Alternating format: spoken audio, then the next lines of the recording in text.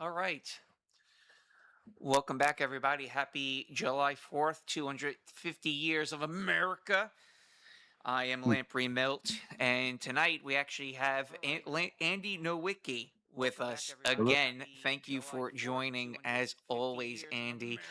Um, all Always a things, pleasure. all things considered, I didn't necessarily know who to reach out to regarding the latest, uh, I guess, incel incident. Uh, and I actually found out about it through Isaac Simpson. He sent me a message and he says, "Hey, I really want you to write an article about the latest mass shooting." I'm like, "What are you talking about?" He goes, "Oh, you didn't hear about another incel incident?" I go, "No, I had no idea." And it seems that the mainstream media buried this story that had happened about a week ago in Montreal, Canada. A 25-year-old, uh, what's his name? I don't even know his name, to be honest with you. Seth Hang on. Hatfield. Seth Hatfield. I'm prepared. You have it, you know his name? Yes, Seth Hatfield is his name. He comes from Lethbridge, Canada, where I Am Serious comes from. And Oh yeah. yes, the same city. He drove across the country to, I guess, Quebec. engage in a mass shooting at the uh, Pornhub's headquarters. That's right. Yes. Um, Two people were killed, a cop and a rabbi. The rabbi would happen to be killed by a female officer. You can't make this stuff up. You really can't. The script writes itself. Even when I broke the news to IM, he even was like, "This can't be real. This is too coincidental. Everything that this shooter had written about basically unfolded right before his eyes." Not only that, the cop that he killed was named Mohammed. So we have a Quebecois policeman named Mohammed, who's who, as I understand it, he this guy Seth Hatfield. He was a 25-year-old philosophy student at the University uh, of um, of Lethfield, and he wrote this manifesto, which we might get into in a second, I imagine. And he so he went out. He went to Montreal, to where he knew the Pornhub headquarters were, and booked a motel room right across the street in a hotel, like I think on maybe the third or fourth floor, something like that. And then, as I understand it, he began his attack by knocking out the window, shattering the window in his hotel room, and just taking pot shots into the Pornhub, into the pornography, into the headquarters of Pornography Inc.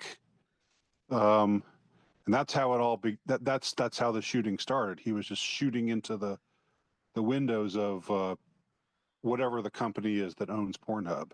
I can't remember their name. And All right. and so eventually, Welcome back, I guess some everybody. cops Happy arrived on the July scene, and 4th, among them was 250 years of one America. I cop am named Lamprey Milt, Mohammed, and and the tonight other we was actually this have. woman cop. And I think there were maybe some others, because somebody eventually shot Seth, shot and killed Seth, and it doesn't sound like it was either either Mohammed or the woman. It sounds like it was maybe a plain old white guy. I don't know. Um, ILO, the name of the company is called ILO, mhm. formerly known as MindGeek. It is itself owned by, ready for this, Ethical Capital Partners. I love it. Um, yeah, so pretty bizarre. Like so like I haven't. I was just trying to get an understanding of how it all went down. Uh, and the best I get, I mean, at first I thought he was at street level, just with his gun, taking aim, and that he just had this shootout with these cops outside of ILO headquarters. But it turns out he was in his motel room taking pot shots from his window, which he had, I guess, either broken or shot out. And that was how he attracted how he got the cops to come to him. Um, and so yeah, so as as we understand it, he shot the the cop named Mohammed, who died at the scene. Um, the woman cop uh, who I has she been identified by name? I don't think so. I think they're protecting her. Um, she hit the deck and and and then I shouldn't laugh, but well, as I understand, as I've heard it described to me, this rabbi came just came up behind her and startled her, and she turned around and shot him. Um, and I've heard reports that he's not actually a rabbi, but he is a member. That is his profession is he's a clothier, but he is a member of this group called Shabbat or Chabad, however you Chabad. pronounce that. The Chabad, uh, which is the same group, the same ultra, Orthodox Hasidic group, the same one that had their meeting with Trump. Trump got his picture taken with them. You remember that? Yes. Just and so he's a member of that same group, and they're the ones who believe in the red heifer, like bringing in a red heifer to Jerusalem will clear the way for the uh, for the dome of the rock to be destroyed, and for the third temple to be built in its rightful place, and for Jews to rule the world again. I mean, it's wild out there kind of stuff. And he was a member of that group. Um, with this is who the woman cop shot, and uh, and Well, in the so wake of last week's deadly the shootings in cop named Montreal. Mohammed dead at the scene. Uh, this this this Chabad member shot dead by the woman cop who mistakenly thought that he was the shooter, or maybe she was just so startled or so thrown off, so under such stress, getting fired at, that she just turned around and she just shot him, and then eventually some other cop shot Seth himself in his hotel room. So that's how it all went down. No pornographers were harmed, thank God. Apparently they were not near their windows, or near the particular windows that he was firing at. But that's how the whole incident went down. And it is it does sound like a joke, like a woman cop or a rabbi and a cop named Mohammed walk into a Pornhub and find an incel shooter. I don't know. I don't mean to make light of people's deaths, but it's just sort of it's a pretty crazy story. It is again just the fact that a rabbi. Well, I'm calling him a rabbi, but Yeah, it's very it is. What the hell is that? It's on your side. Uh, yeah, What sorry. what is interesting is how this headquarters happens to be in a predominantly Jewish sect of Montreal. That's Yes, why there happened to be this individual, the Jew, I guess I guess I don't know, grazing on the sidewalk during a shooting. I'm going to safely assume he had no idea necessarily what was transpiring. But right. And we should yeah. say in fairness sake, there's no evidence that he had any necessary connection to Pornhub. Uh, he was just that was just the location He where it was was just taking he place. was just a bystander. Yeah. He was a bystander. Yeah. It also seems like this was kind of poorly planned and executed on his part to just be randomly firing into the headquarters of Pornhub. It's strange because if you recall, this is not the first time people have gone after certain corporations. If you remember, me about 10 years ago, an Iranian woman went after the Google's headquarters for deleting Yeah, her YouTube channel. There was right. that. I remember that. Um, Obviously, attacks on government buildings at IRS, Oklahoma City bombing. If you want to go back that far, I'm trying to think of one that's more recent. One after the NSA's headquarters. Two transgenders tried to storm the NSA headquarters and open fired in the parking lot. That got memory hold. A black I didn't even transgender, remember that. yeah, black Huh? transgender actually stormed the Wow. NSA headquarters. And we can also think in regards to Blackstone more recently, where an individual, I guess, again, a black guy drove across the country Right. to open fire on the Blackstone headquarters, got into the building, made it all the way up, I Right. think, to the second or third floor, if I recall, and shot Yeah. a woman who was, Right. I think, was a mother, and she happened to also be one of the a culprit in the destruction of the single family homes and real estate. Right. Right.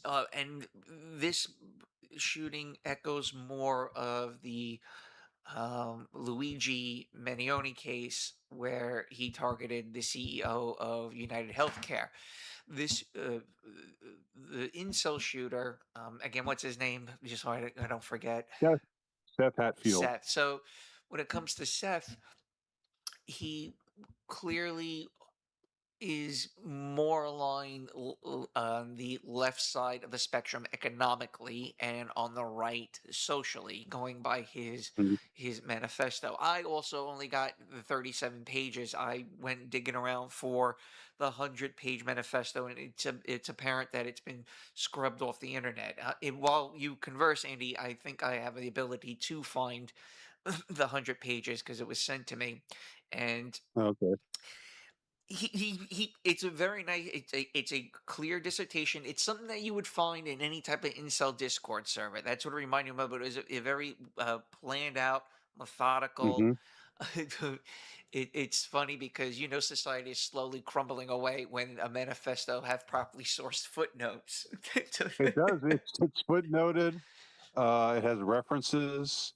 I mean, the guy was smart. He had a GPA of 3.75, and his friend, the people that knew him, and it seemed that he had friends, although haven't been able to find out that much about him. But they said that he was, that what they said, but that they always said, oh, he was quiet, he kept to himself. But they do say he was smart. And Did they say he was a gentle giant by any chance?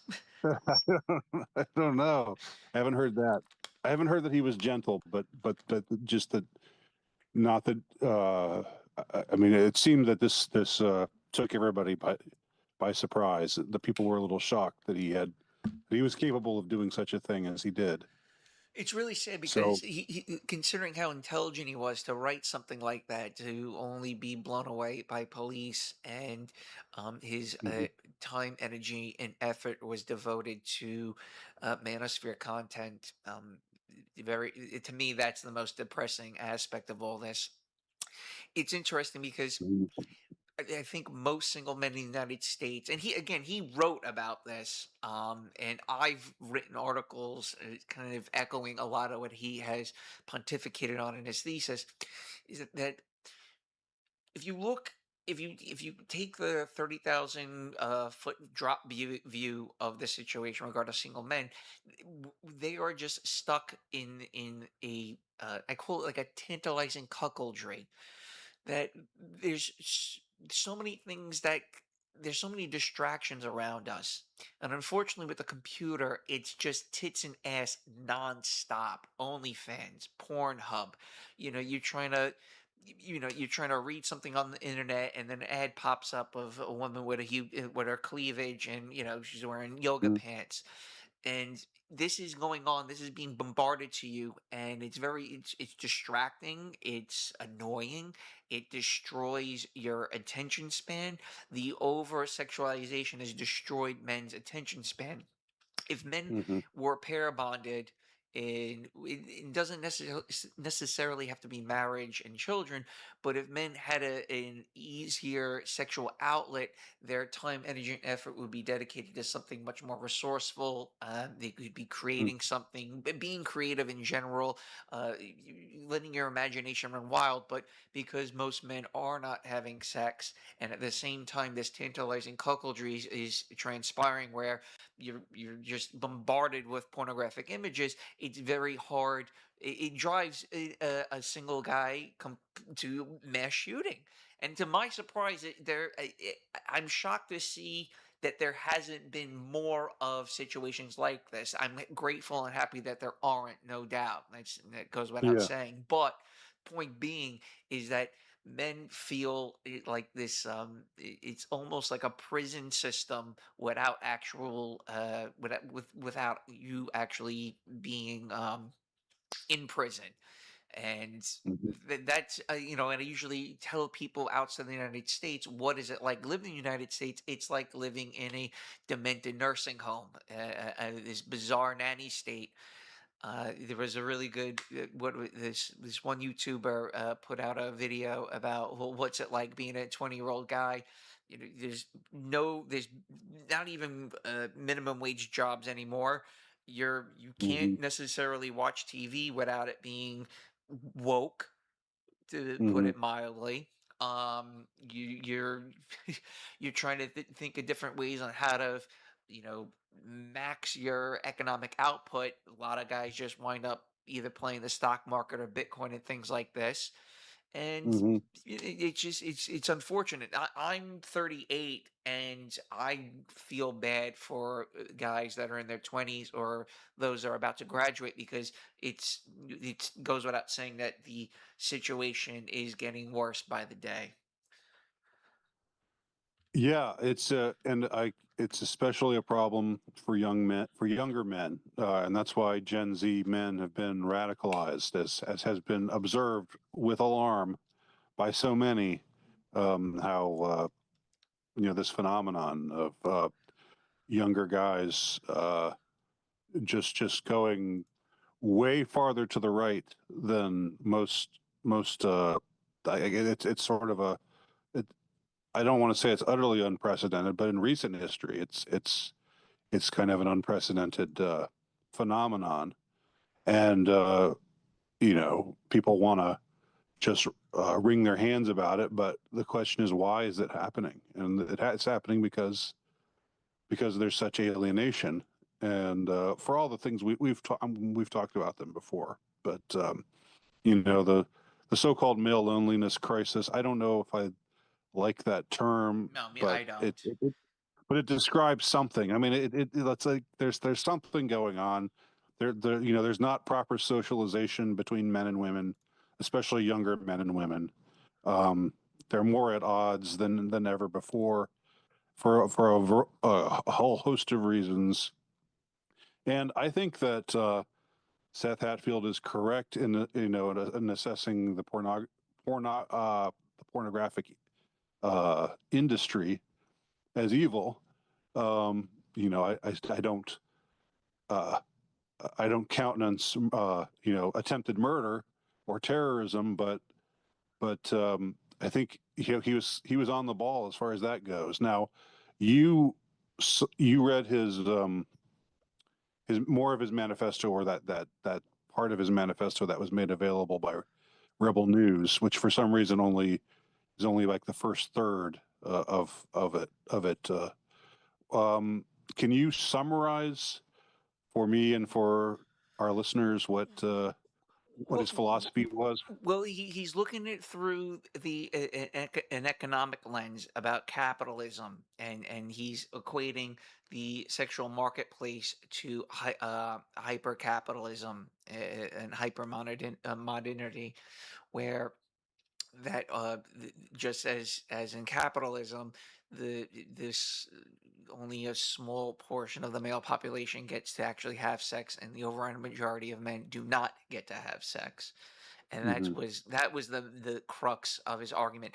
There's other things in his manifesto that I truly am opposed to, and we mentioned the guy Raymond Thoughts and Mind on the last live stream, and I don't agree with Raymond. I don't agree with a lot of these young guys that women are just solely focused on male appearance. In my Hmm. anecdotal experience, it is a complete opposite. I really, I strongly, I can't say that enough. That I've seen so many men that are not attractive, short, bald, you name it, pulling in eight, nines, and tens. I mean, one of my best friends, he's soon to be 52, and he's dating a 30-year-old, and he's balding. Hmm. He's a good-looking guy, no doubt, and he's successful in his own right mind, but he's dating a 30-year-old, and that's just how it happens. There's another, actually, another guy I know who's also got to be 50, and he's banging this woman from Pakistan. She's got to be 30, and she looks like a supermodel. And he's 5'5", 5'6". He's a Hmm. construction worker. He's filthy, but he's charismatic. He's funny. He's outgoing. You know, I can see why a Hmm. lot of women would gravitate towards a guy like that. And again, just going out, just using your own observations, you see women that are not necessarily attractive dating women who are attractive. And the problem with the look maxers and guys like Raymond and a lot of these guys that are stuck in these so-called echo chambers is that they're looking at through the prism of what they want. And I always say, if you think of male and female sexuality as a pyramid. What's at the top of the guy's pyramid? How good she looks. What's at the bottom? How much money she makes. Well, flip it on its head, and that flip it on its head, and that's what is important to women, because they have it in their minds. That's what's important is a guy's looks, and women, and a lot of that has to do with social media and the dating apps, which I would like to get into also with where he lays out a few paragraphs regarding dating apps. But you're only getting an image, right? So the image only barely tells any of the story about the individual, and the Hmm. image means a lot to a man because he's gonna either think she's attractive or not think or not. And when it comes Hmm. to women on the dating apps, yes, of course they're gonna swipe to the best looking guy. That's a given. Like it's like that. It's And they're more selective.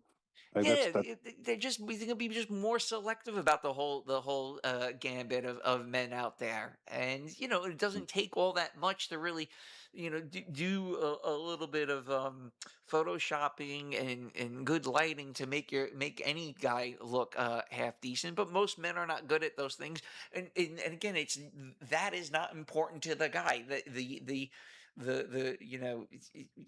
having correct lighting, a good camera, etc., that's not necessarily important to a man. With a woman, it Mhm. means everything.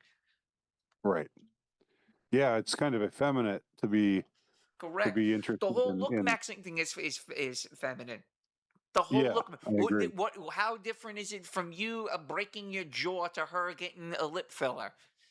Yeah, yeah, or breaking your ankles like some of them do to That's make yourself taller. I mean, that's just wild But what make to me. again? What makes? Why does a guy think that's going to make a difference? Now, not for nothing. Going on about tall men, they don't live that long. Big dogs never last long. Men that are tall tend to die much younger than short guys, and they have a litany of health problems when you're over like 6'2" or 6'3". Mm. Well, I'm right at the limit. I'm 6'3", so I guess I'm right at the. How's your back? It's okay so far. You get my point. You get the drift of what I'm Yes, trying to say. yes, of course. Um, Now, this guy, Seth Hatfield, was like everybody, like most of the media, most of the lion media are saying he's an incel, misogynist, typical stuff. They're not talking about how he's a communist, Right. but that's apparently a big part of his whole spiel, right? Well, Is he writes, reality baffles Western conservatives today, for they are largely under the deliberate propaganda illusion that communism is somehow the cause of cause of all the degeneracy which they have witnessed in their lives, or in their within their own societies. In reality, however, it is not communism but capitalism which directly causes what they are witnessing. Hence, why the various communist nations of the world have always been comparatively devoid of the degeneracy that plagues Western capitalist countries. Um, interesting. the bourgeois class needs conservatives who are who are mostly common male of proletariat background to hate communism and to support capitalism, because in doing so they are supporting the very system that has enslaved them and destroyed the traditions of their ancestors, all to the profit of the bourgeois class. Hmm. Yeah, and isn't he what the I heard that he was very pro censorship and thinks the state should control, what you see, what you're able to see, like, the very opposite of a libertarian, like was my impression of his whole stance on things, that in an ideal state, you know uh the state is good. The state stands for uh, you know good values as opposed to depraved ones, and it rules with an iron fist. It seems like that was kind of his vision of the way society should be run, and that was why he was part of why he was so drawn to figures like Vladimir Lenin and et al. Um, and so, yeah, I guess for him, pornography is the essence of capitalism, and it is. There's some truth to that. Um, uh, there's something to be said for those the perspective that he has, even though obviously it's it's got some problems. Um, I was interested in finding out about him, um, I don't more know if we're about ever him. going to know anything about him, to be honest. If there's only one image of him floating around on the interwebs, I don't think. I think the internet's getting harder and harder for people, the layman, to get to the facts and get to the source. Because as soon as something like this transpires, his social media page gets scrubbed. People are going to have Yeah. to screenshot, try to back everything up as much as possible to try to ossify it before it gets buried under mainstream media talking points. Well, I asked Grok, and Grok is not perfect, but I said what is known about Seth Hatfield, and it told me described by neighbors as introverted, remote, keeping to himself, avoiding people. One said he didn't seem Is happy. that no different than the Trump shooter, or what? Yeah, I know. Lived in a townhouse. Blah blah. Limited public comments from friends slash classmates. Many expressed shock. No major red flags reported in mainstream coverage besides being quiet and opinionated. I wonder how that manifests itself. If you're quiet, how do people know that you're opinionated? Anyway, um, he attended the University of Lethbridge. He made the dean's honor list in the winter 2026 semester. Um, the university confirmed he was a student cooperating with authorities. Described, yeah, and family has not spoken publicly. School issued generic statements mourning the victims and condemning violence. Blah, blah. So this paints a picture of a bright but socially withdrawn young man who radicalized into a syncretic extremist worldview. So by syncretic, I guess it means, took elements of both the far right and the far left and fused them. Um, was Catholic or went to a Catholic high school, graduated from Catholic Central High School in Lethbridge in 2019. Yearbook photo confirmed by media, but I haven't seen his yearbook photo. I haven't seen any. I haven't seen any. That's the only photo I've seen of him thus far. Okay, well, what does he look like? He's not a bad looking guy. He's all right. Okay. Kind of like a Um. blonde Adrian Brody. Oh, okay. Well, that's kind of making him seem like a kind of glamorous movie star type. Although I know Adrian Brody's not the ideal of male beauty, but still, that's kind of painting a glamorous picture, more glamorous picture than I would have Tell you what, whoever expected. Adrian Brody's agent is should be shot. That guy fell off so hard. Uh-huh. Um, He's got to but play a anyway, retard in the village. yeah, he was good. He was good as the psycho retard in the village. That was maybe his best role. Um, so yeah, I'd like to know more about him, but it seems like details are not forthcoming. And of course, I'm sure there are also people theorizing. Like I bet I am uh, thinks it didn't happen, right? Right, of Or course. have you have you spoken to him? Like, Briefly, he kind of um, ripped on me for Rebel News. He's telling me it's a yeah, JOO outlet. You can't right. trust you can't trust anything that comes from that website. I was like, It's like okay, it's sort of the Canadian, Ben Shapiro. Whatever what is I can't remember what his thing is called right now. right. Um, uh, it is it Oh, is a it's the dude with neocon. the guy with the beard and the glasses. He was kind of a what was his name? And he kind I of don't fell know. from grace because he hitched his wagon to some Fed far right group. God, what was his name? He was a loser. I think Laura Loomer had something to do with them at one point, Let me see. but Let me read here. When he attempts to find success on dating apps, he doesn't get anywhere. For on such platforms, he is not merely competing against the other males of his neighborhood, but rather competes in an impossible fight against uncountable legions of favorable males from across the earth. Facing the bitterness of failure, he often gives up wasting his time on such apps entirely, though some unfortunates end up spending huge sums of money on premium services from these apps, which boosts the profile visibility of the purchaser. But this is to no avail, as no amount of profile visibility can compensate for the lack of true generic value in the eyes of female, and in any case, the common male remains dispossessed. Some of these dispossessed end up being romantically abandoned for the rest of their lives, but for many others, as we know, they are not left entirely desolate of intimacy, but rather they find themselves in relationships which some may consider to be even worse than complete abandonment. These partnerships form typically in the years after the dispossessed male obtains a steady job and moves out of his home, out of moves out of the home of his parents.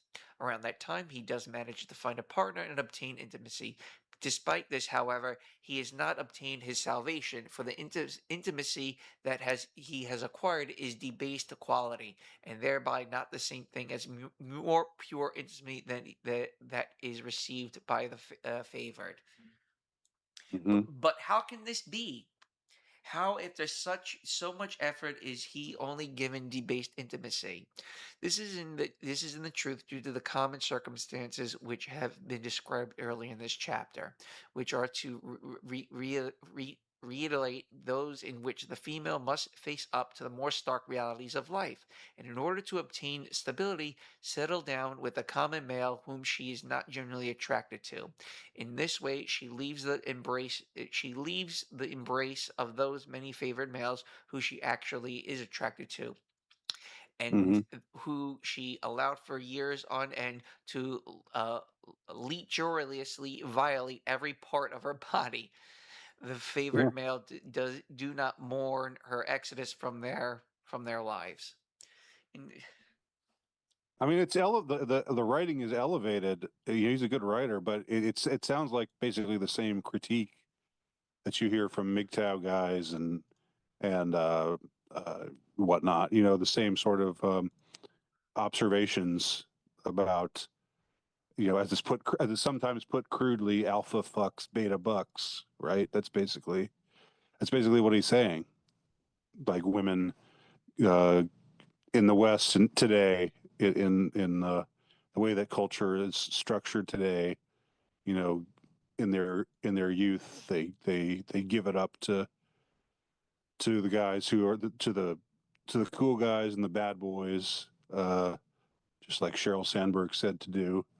Um, and then later on, when it's time to grow up and they've lost their youthful beauty, they uh, they settle for somebody like the you know this workaday schlub, and they never really respect him and never really love him but and is always. that even transpiring? That's the thing. I don't necessarily see the only people I see getting I'm married. just saying that's the critique That's the that it's a critique, familiar critique. Yeah. but in reality, the women. Let's just say a woman who's in her 30s, they're how do I put this? They're acting like 20-year-olds 30 years ago, 40 years ago, that you're supposed to find a best suited partner in your 20s, not in your 30s.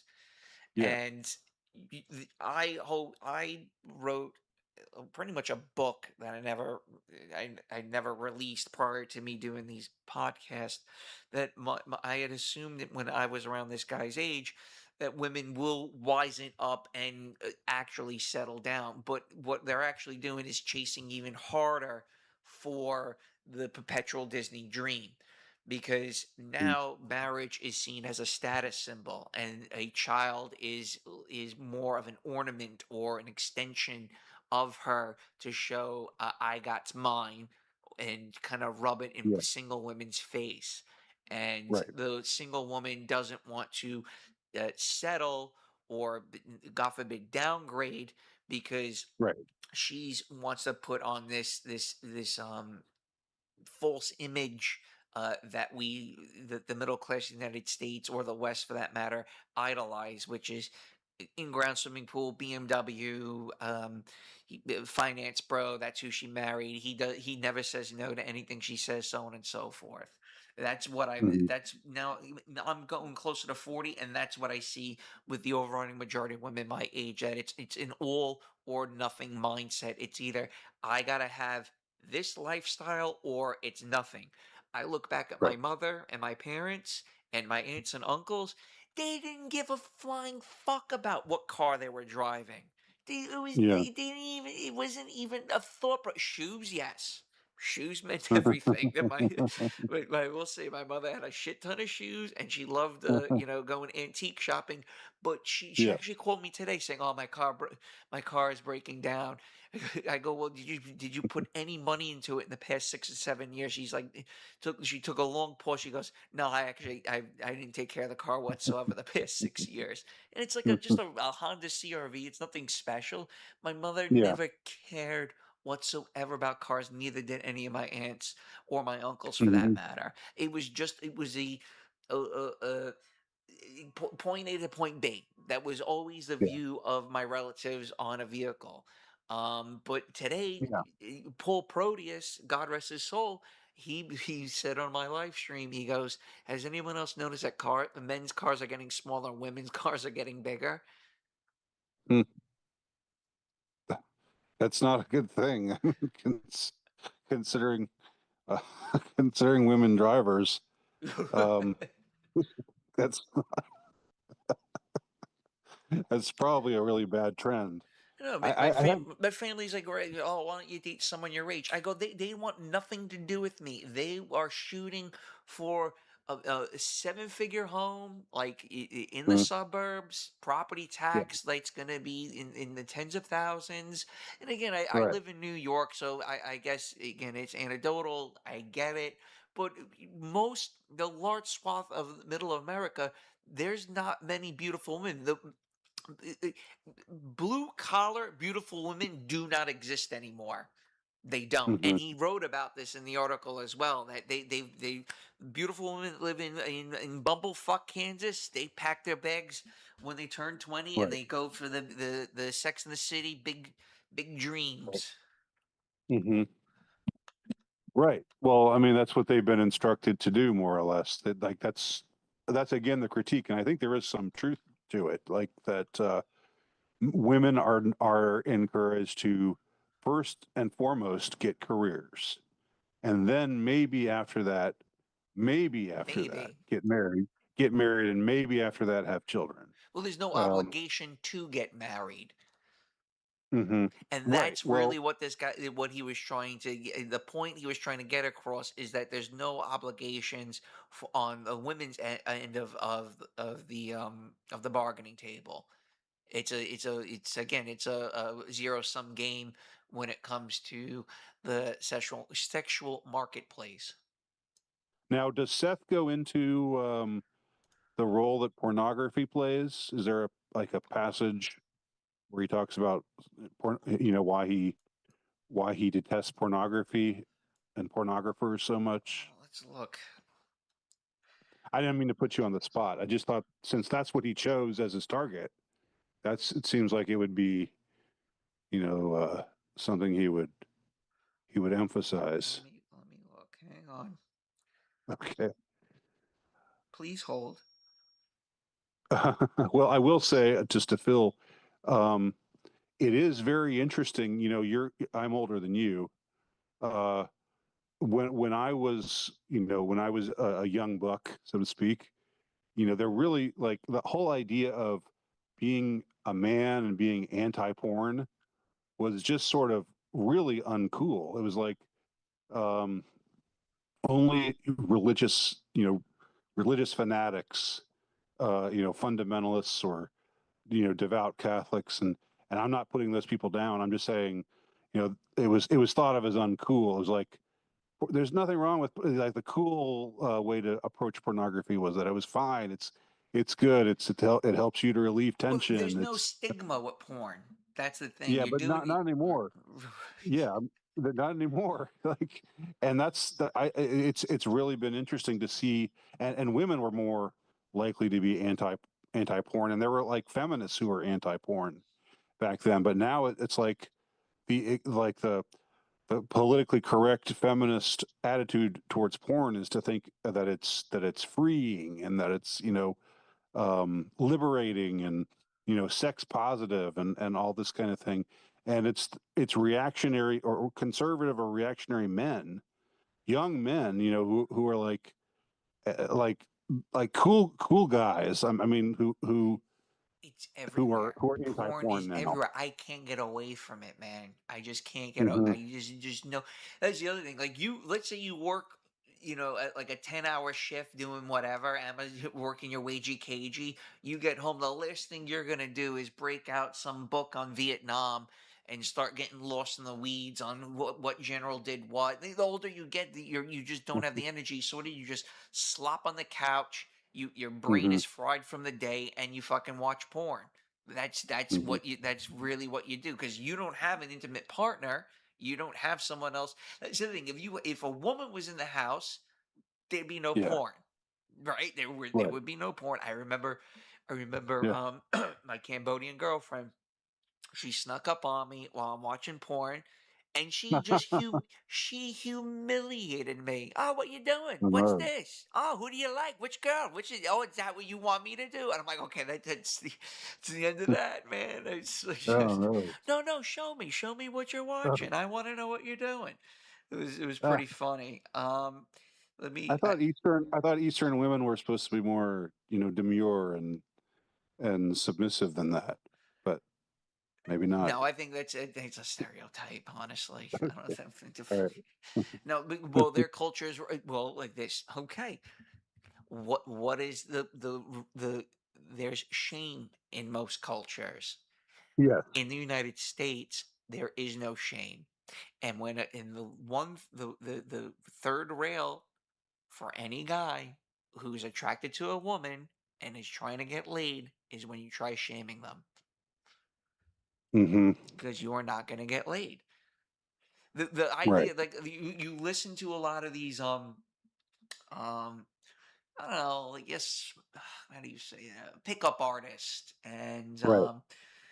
these kind of like, not definitely not MGTOW, definitely not on our side of the Great Divide.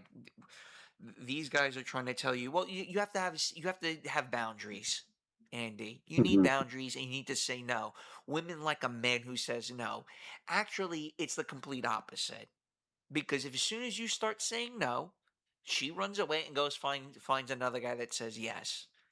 And that perpetuates this cycle on why women are never happy. Well, I think though they're right in the sense that men who just men who just give them whatever they want, they don't respect those kind of men. So it's sort of a push pull kind Well, of it's a thing. Like a catch man who will 22. yeah, a man who will put his foot down is more manly Yes. and passes the shit test as they call it. But on the other hand, he's not letting her do what she wants to do, and she can't have that. She's controlling.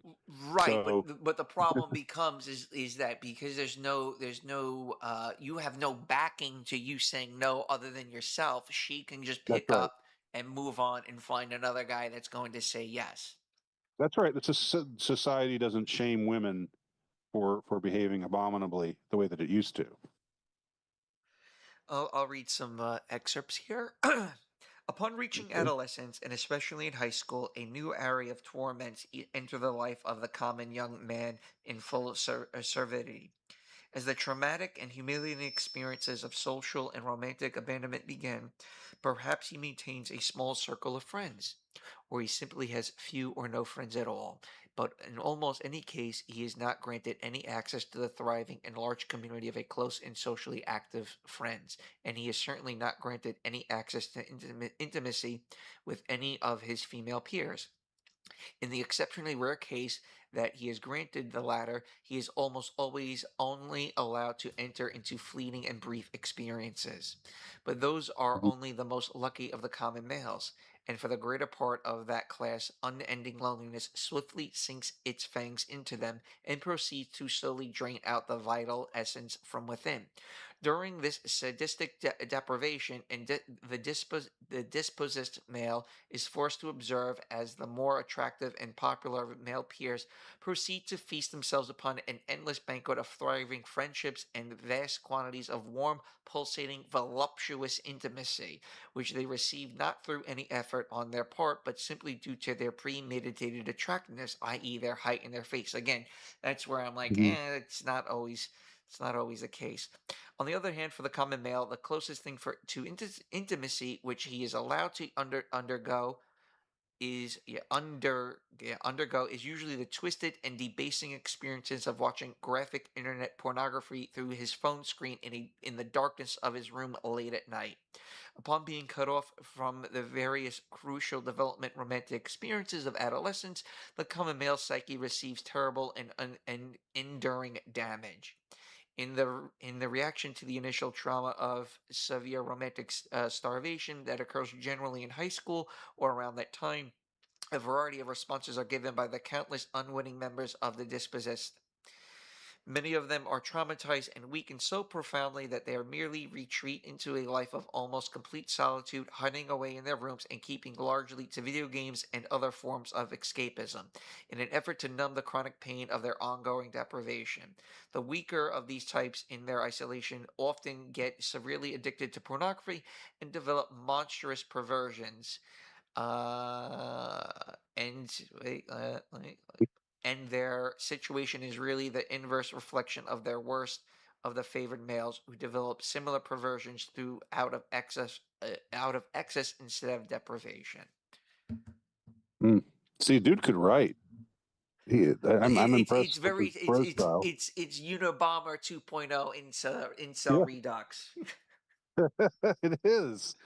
It is. I mean, Yeah. So It reads a yeah, lot like Ted Kaczynski's book. Kaczynski. Yeah, Yeah. yeah.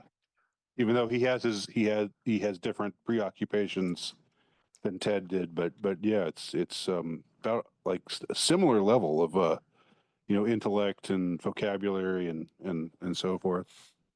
Um, yeah, so that like again, but again though, what he's summarizing there, in more fancy language, what you could say is what the same story that you hear from all the time. It's the MGTOW account of things, or the incel account of why they'll never get girls, or that why it's so much and again, they do put too, I think they do, I agree with you that they put too much emphasis on looks, or think that looks are mean everything to women, when I don't think that's true.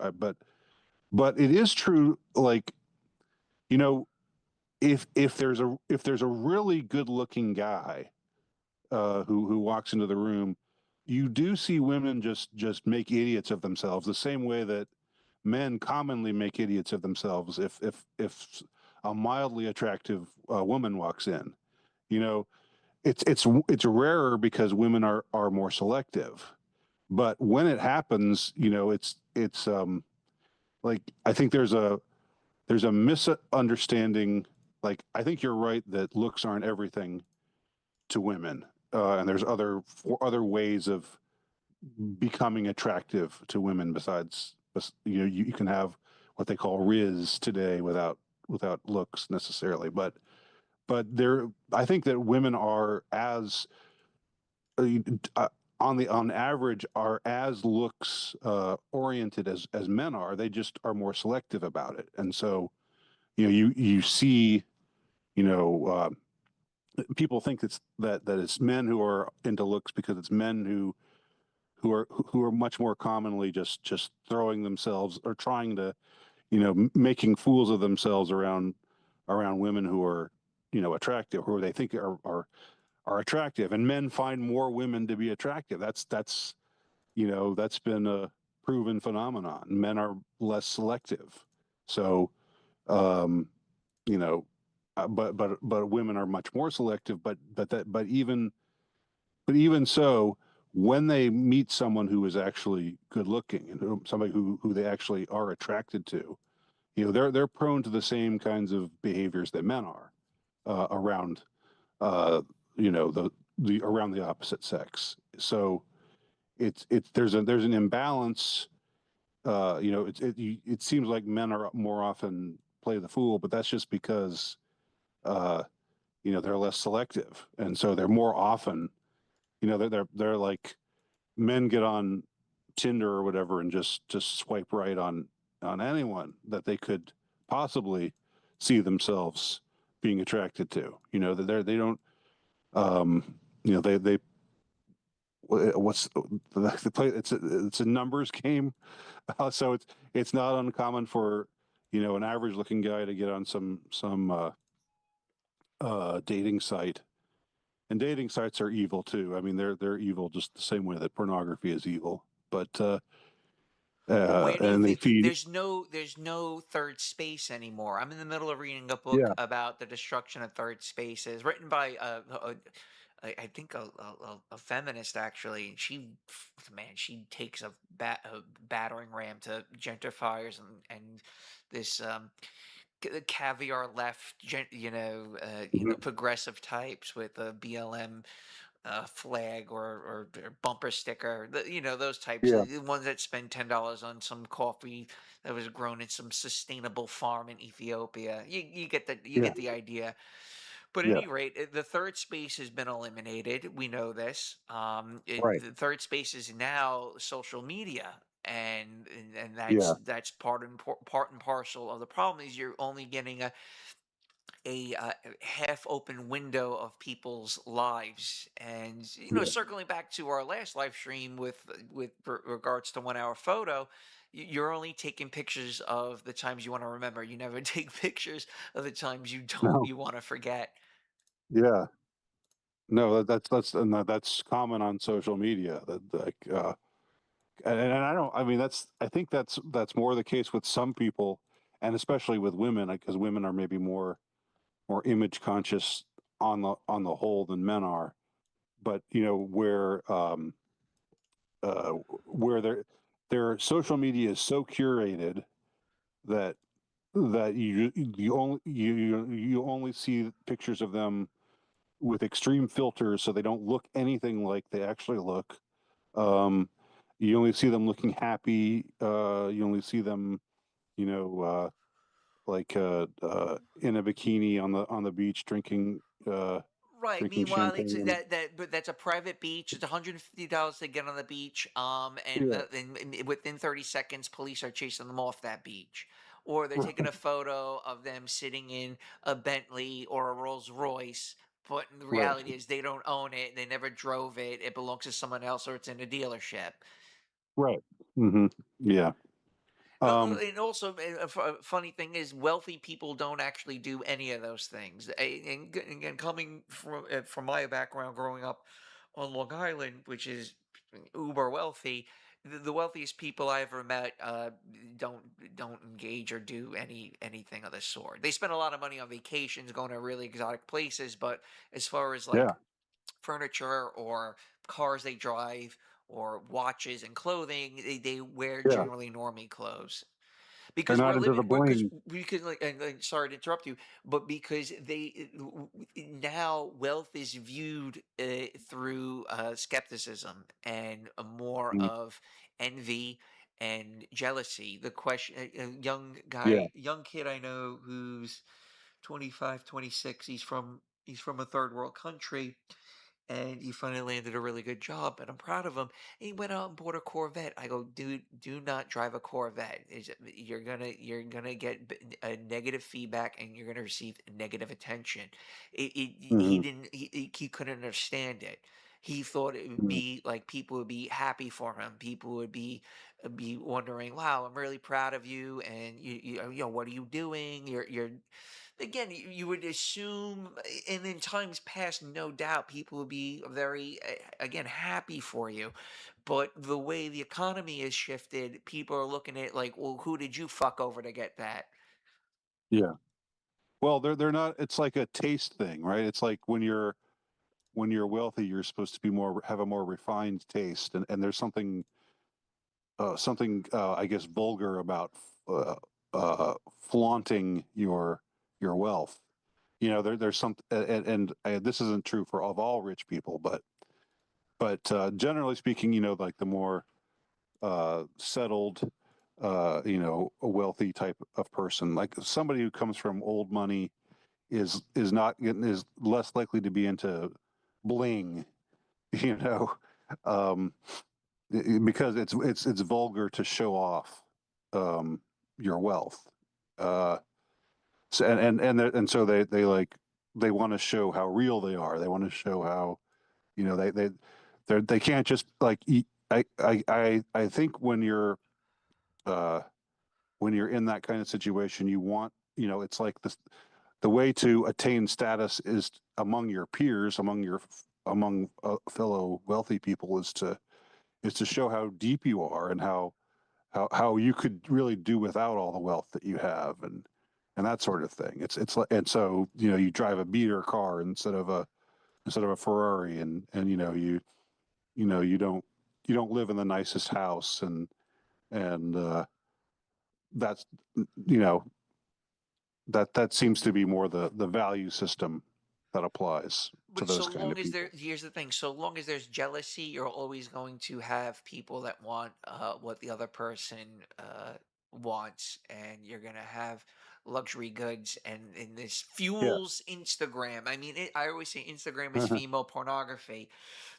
What I will Yeah. say though, and I think, and not that what I think, what he's trying to do though is point that there's a great book called by Josh Neal, who I highly recommend you read his book, Annie's, if you never read it. And I broke it out, hmm and I actually sent them a message saying I broke out your book called American Extremist. And it's hmm how does someone become extreme? And what this manifesto brings forth is something that we all know. Yet um, uh, there's no institutions that enforce what he's trying to lay out. Like, here is the problem. This is what's going on, and there's no one discussing it because it's considered third rail in politics, and it would Hmm. also call for the emancipation of women on some regards. Right. Imagine if no pornography, no Instagram, women can only work part-time jobs. Oh, and also no fault removal, no fault divorce. Boom, boom, Yeah. like right there. Like here, these are things that The we way can all the way it agree used as to be. men that if Yeah. we were to eliminate these things, it would improve our society. But because there's money behind it, and we cannot have anything impede the flow of capital, which circles back to his criticism of capitalism. Hmm. Yeah. How do you Well. make an extremist is because whoever this is, whoever has a grievance is not being heard, and him to point out elephants in the room that we all know, or the elephant is in the room, right? And Mhm. it's this is what he's laid out is nothing new. Everyone knows it, but we cannot talk about it. Is this Josh Neal, Yes, Josh This Neal. You heard of American him? extremist?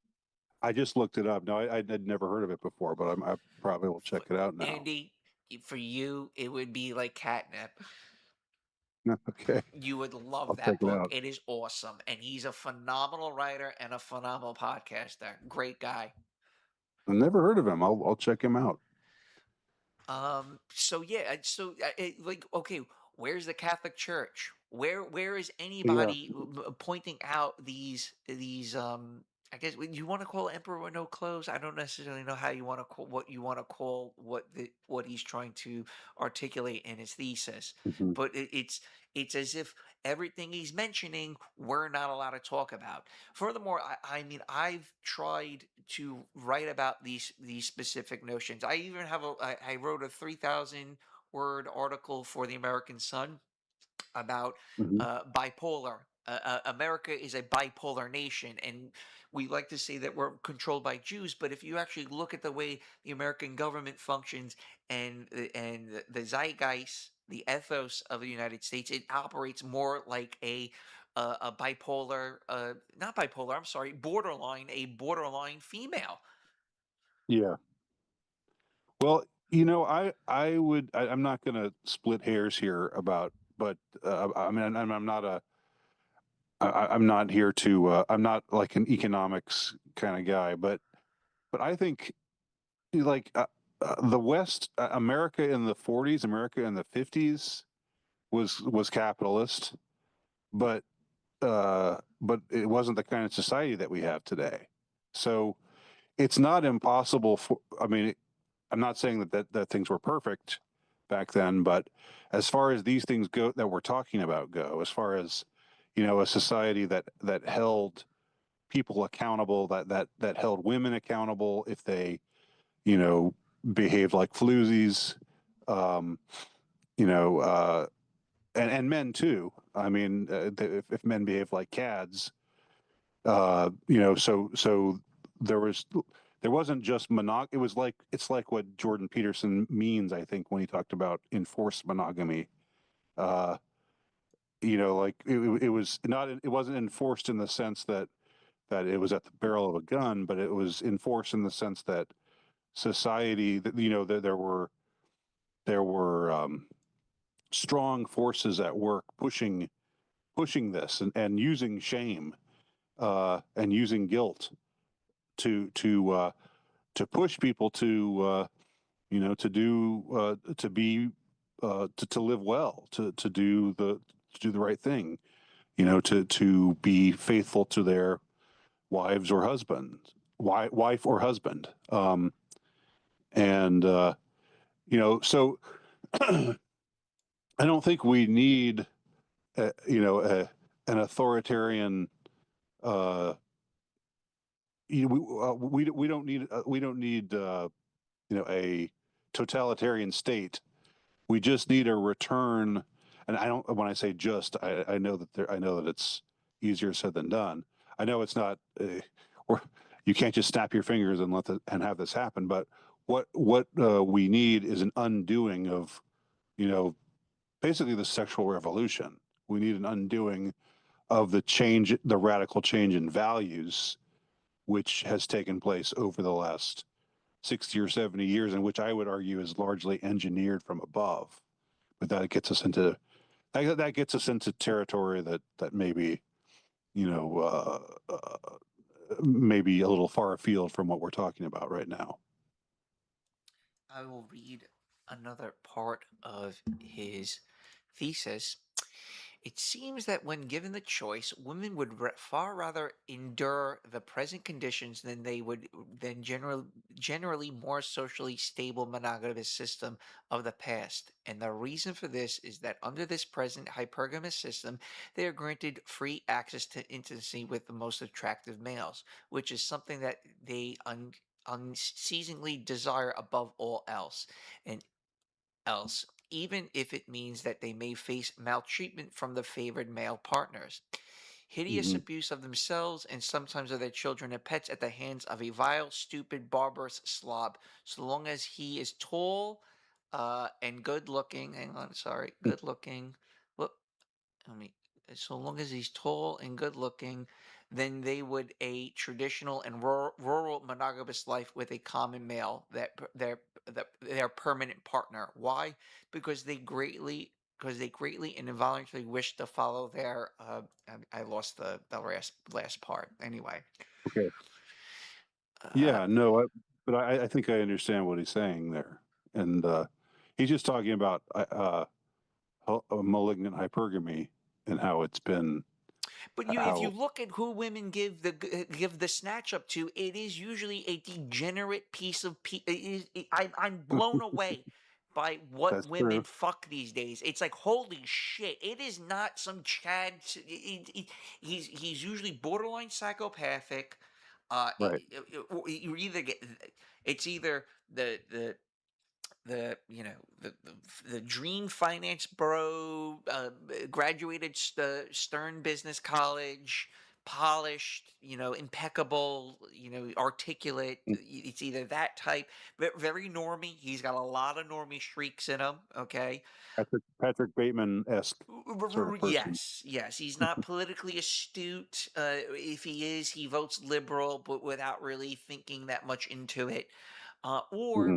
what I've noticed, and we've actually exchanged emails with Stephen Baskerville about an upcoming show that we plan on doing at the end of the month, that I've noticed that women are now having sex with.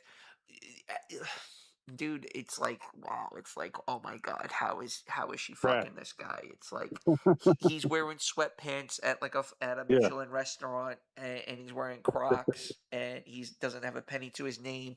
yeah. He's probably a low grade drug addict. He's substance abuse of some sort. Um, and there's reasons for that. It's Um, yeah, it's because men like that are manly. They don't take shit, and you know that's attractive to women. I mean, they're he's feral. It's a feral shit yeah, kicker.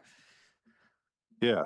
I mean, and that's the dark side. I mean, it's something that it's not the more elevated side of women that is attracted to that kind of man, but that's the I think the source of the appeal is just is the fact that he doesn't take shit, the fact that he's manly and macho and does what he wants, and you know and him treating her badly is like that in a perverse way, Well, that that's makes what him she is. yeah, That's the thing. yeah. You are who you fuck. I always say that. You are who you sleep with. If she's an animal, you're an animal also. I know it's not a good it's like it's something we should strive to do better than. Men should strive to be better than their baser selves, and women should strive to be better than their baser selves too. But we don't live in a society. Any shaming of women is seen as out of bounds It's the today. equivalent of clubbing a baby seal. Right. So telling a woman that she should be living a better life, and in not giving into her base her drives, that's just that's a non-starter. To a lot of people, that just means you're being controlling, quote unquote, when you say something like that. And that's like a societal thing. That's a perverse. That wasn't the case, before the sexual revolution. Um, it Being a was the very square opposite. used to be a positive metaphor. I think the leader of the John Birch Society did a lecture about. He opened up about square. Be, Hmm. being a square was a positive thing up until the late '60s, where it was seen as Hmm. uncool. You're a square, right? But and he says, Right. he goes, when you got your shit together, well, it's all squared away. We're good to go, right? You see, Oh, right? okay. He's a squared individual. He's got things planned. He's going places, right? Yeah. Then it became a pejorative being a I square. don't. Yeah. That's an interesting thing. I don't really know the origin of the square slur. How that all. I mean, that's kind of outdated now. People don't insult each other by calling them square anymore like they did in the 60s and 70s. But how did that get to be like? I wonder how like Is the a '60s? It's the how summer of love. yeah, but why square? I'm just wondering why the term square was used. Like, uh, I guess I could look that up and find it out. What But I will say though, he rails on dating apps, and I can I mhm. can I can speak for myself because I This is I've our been insult shooter now. I've been There's a on and set. off of them for the past year. I think I've matched with probably maybe not 200, but probably close to 200. I've met with four. Not bad. Yeah. Oh, okay. Yeah, I've I met with see. four, right? Did the rest of them stand? Did the other 196 of them stand you up, or? Just ghost, just typical Yeah. ghosting, or the ones that Right. are the ones that try very hard are brutally unattractive, or I'm just not Yeah. attracted Sure. to. Yeah. And what I've taken away from the apps is that they are now the institution that controls, that sways and controls uh, the sexual marketplace for the secularized individual. It's just certainly not the church. I always say, why didn't the Catholic Church come out with a dating app? I think it has a lot to do with the purple lavender mafia that controls the Catholic Church, but that's a topic for another day. But the Mhm. point being is that, and I've seen it in real time on the dating apps, how the dating app is encroaching more and more and more on you in your conversation. They want your Mhm. ID. They want you to scan your face. They want your phone number. They Yeah.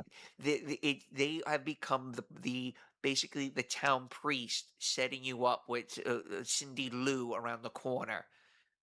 They have So now they're acted just like like the parent. they're a division of the surveillance state. Sounds Right. like. For sex. Yeah. Yeah. Which is a lot. I mean, because sex is not just about sex. It's also about And the apps are all it's all surrounded by her procreation. protection. It's about her. It's not about you. I think, what is it now? They're Yeah. setting filters based on height. So it's Right. I mean, the apps are undoing themselves. It's happening in real time. We all know it. You can look at the stock prices of Right. Match Group and Bumble and such.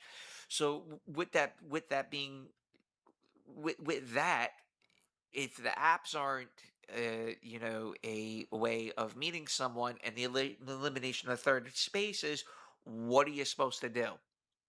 Are you supposed to And meet that's someone out in public? Oh, mhm, here's a great for a story. friend. You'll like this one, Andy. So, Okay.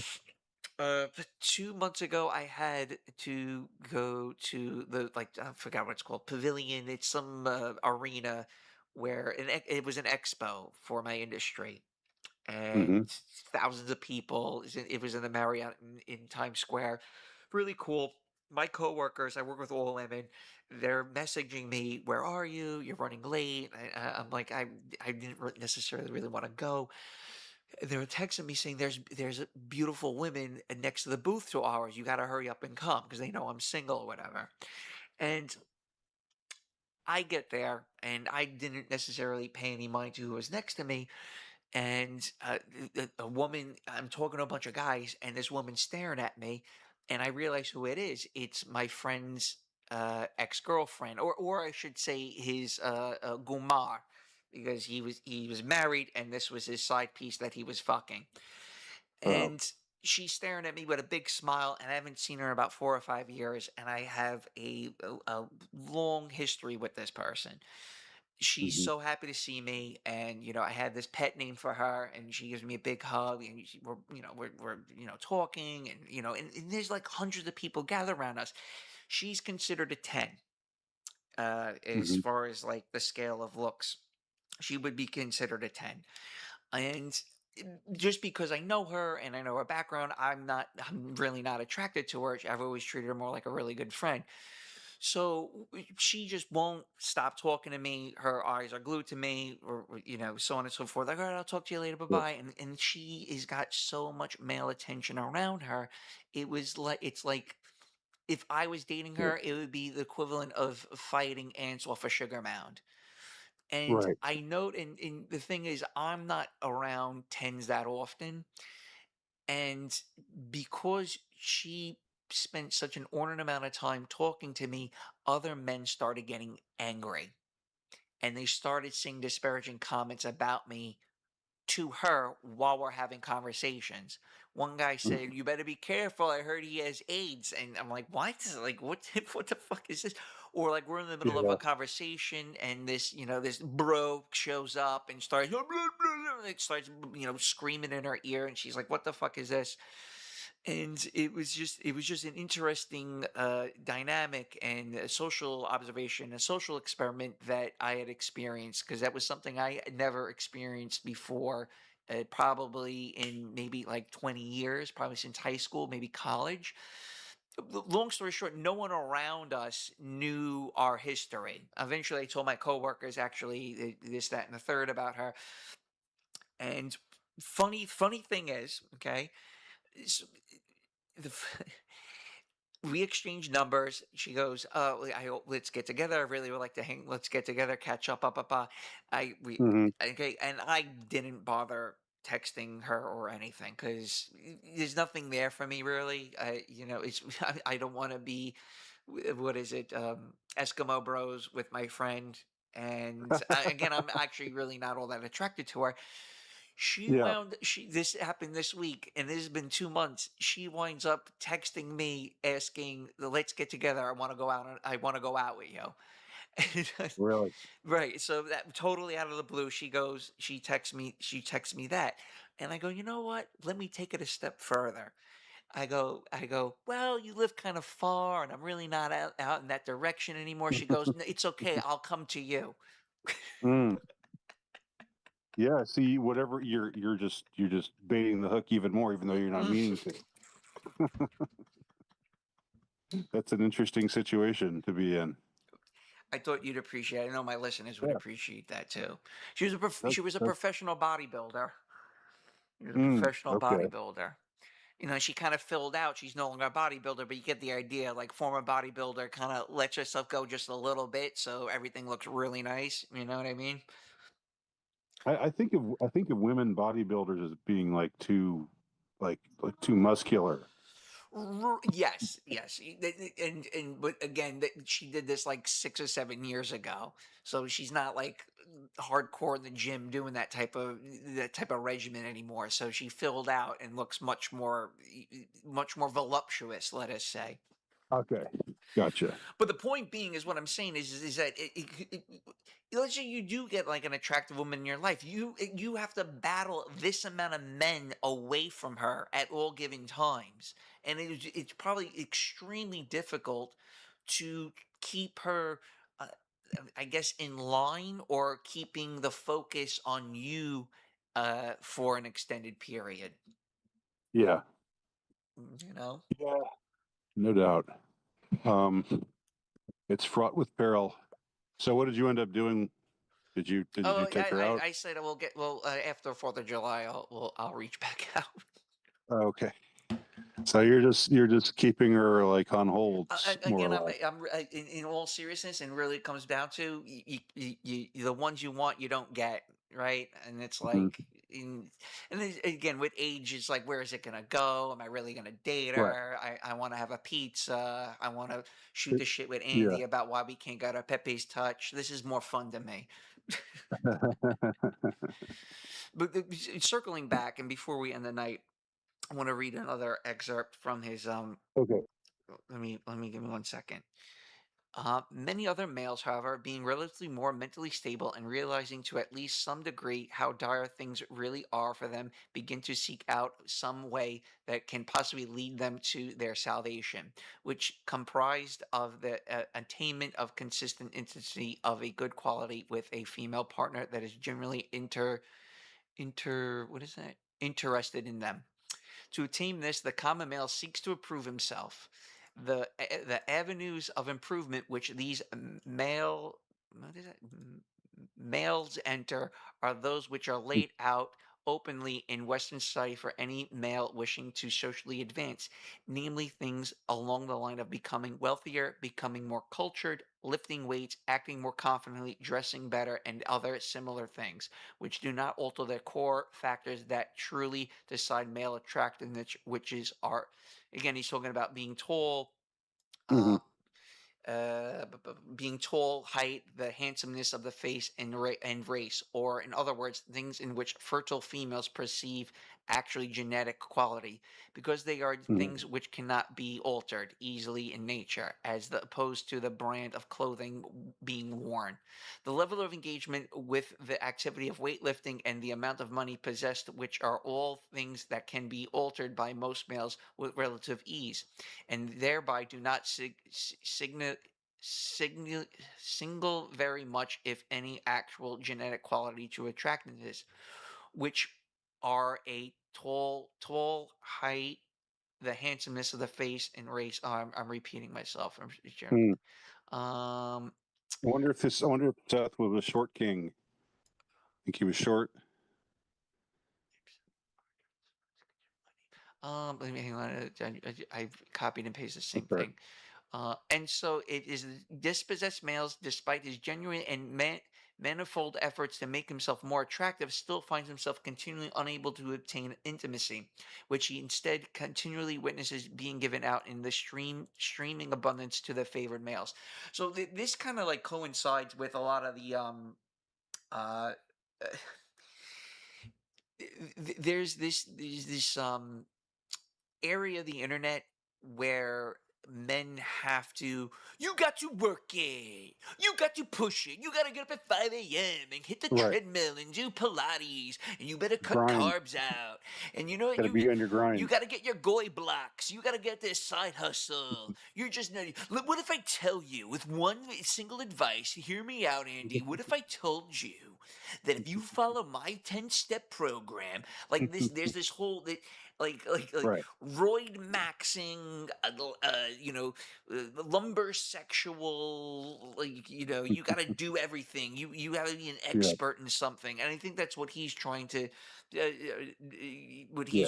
discuss is that elk of man, that like kind of like who's that biracial dude whose dad's in the CIA, that's like British. What the Andrew hell's his Tate. name? And yeah, Andrew thank you. Tate. Like kind of the Andrew Tate type, like this overly macho, overly just trying too hard Yeah. type of man that I don't think I nor you would hang out and go drinking with. No. No. I mean, this like I don't know whether his perception of things is stunted by you know I mean it's hard to know because we don't know his story. That's why I was curious to know more about him. Um, I'm always I'm always curious about what exactly makes people just snap, you know, and werewolf and go wild, like Arthur Fleck says. and we don't know. There's a missing piece there, but he I think a lot of his perceptions are valid, but but uh, but he might be a little bit off as far as Well, he's showing his age. I think that's what yeah, as great of a thesis this is. It's coming from yeah, a 25-year-old who, keep in mind, is your most sexual years of your life, and also you're no, also going to be mostly sexually frustrated. right. I know. I know, and that I was o- I definitely the often case with I, me. I often wish I could relive my teenage years with my sex drive as I currently experience it as a man in his 50s. It would have been a lot easier. Well, listen, But I it's just think. one of those things.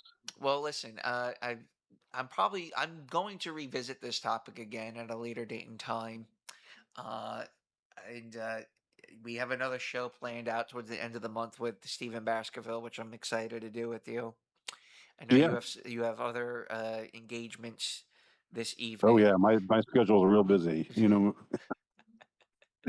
Social butterfly. But yeah, I mean, I get what you're saying. Well, listen, I'm gonna try finding the rest of his manifesto. You do also. Yeah, I want you and your loved ones. I wish you all a happy 4th of July. I that's was right. gonna get the webcam out and show you guys the view of the New York City harbor. There's aircraft carriers, warships, um, I bet it's really something. galleys. It's a beautiful sight, but there's a storm right now, so I couldn't necessarily show. You can't really see anything right now. Mm, And you're still pumping out articles. I've linked your Substack in the show notes in the description. thank Please you. be sure Thank to you. subscribe to Andy's Substack. And again, I Thank you. wish you all a happy 4th of July. Happy Fourth to you and to everybody out there. Happy sesquicentennial. I don't know if our country will last another 50 years, but let's enjoy it while we have it, I tell you I what, guess. you hang up. I'm gonna read the comments, and we'll take it from Okay. there. All right. All right. Good to talk to you again. Thanks, Andy. Take Take care. care. All right, so I will stay on the Andy leave.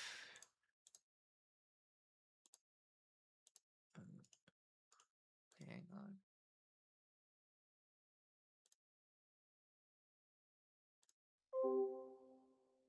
Okay. Oh, Zoom wants me to report Andy. No, I'm not going to report Andy. Anyway, I'm going to read the comments before I call it a night. Uh, what are we coming up to? How long we've been on? 87 minutes. All right, so it's not bad. So what's up, guys? How's everything? You wanted me to talk about Raymond? Maybe in a minute I will. Let's go. How many views? How many people? I got 26 watching. I'd like to get to 40. Okay. Comments. Your friend used the JW. I don't know what that is. JPW. Yeah, she's actually very pretty, that Pakistani girl. She's nuts. Fucking batshit crazy. W is going to interview Raymond. Oh, God. Right. Raymond was totally opposed to having a conversation with Western Decline. Listen, I would definitely do another show at Western Decline, but he actually owes me an apology for that bullshit that he pulled with oh, I'm thinking of Thomas White. Thomas White was okay. Western Diddler's got issues. What's the point if they don't want to settle down until they Yeah, exactly. Being short is not a good thing because people would look at I don't know if that's necessarily the case. Most tall people are bullies. Usually, in my experience, guys that are over like 6'3", 6'4" are just assholes. My best friend's 6'4", and he's got a bully streak in him for sure. Like he'll like punch me out of nowhere, and I'm like, what are you trying to prove? And that I'm smaller than you? Uh, do I have any girls? Nothing to write home about. Put it to you that way. I was just in the Dominican Republic. I had a great time. I've been talking to one woman down there for since COVID, and she's 10 years younger than me. She's pretty cool. But where's it gonna go? She's 4 hours away by flight in another country. Uh,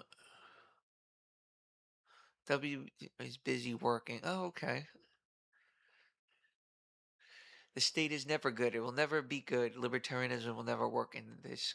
It's kind of already libertarian if you think about it. Raymond has troll channels. Yeah, a lot of people love talking about Raymond. People are more obsessed with his personality than his message. They think that is the crux of the issue with Raymond is his message gets drowned out by his personality. And that's why I liked Raymond was his message, not his personality, but his personality supersedes his words of wisdom.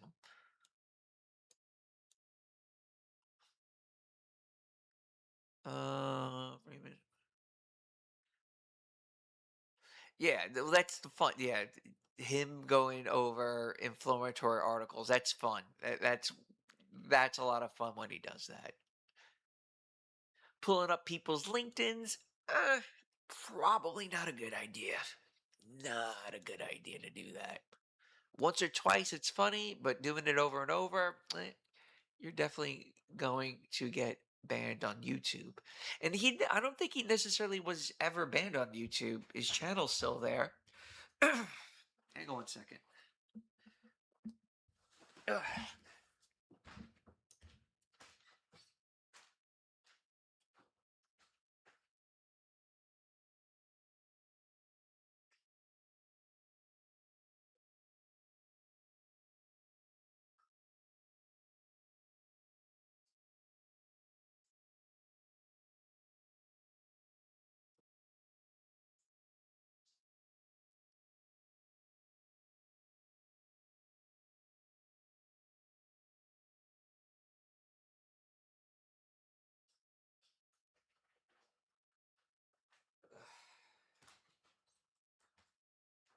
Can you see the city now? Oh, I'd love to show you guys this view.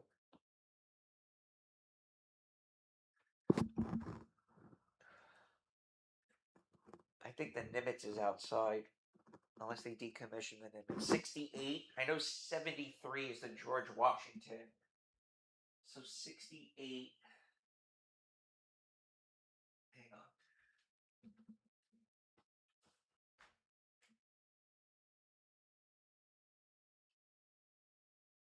Can't even see it anymore. Holy shit.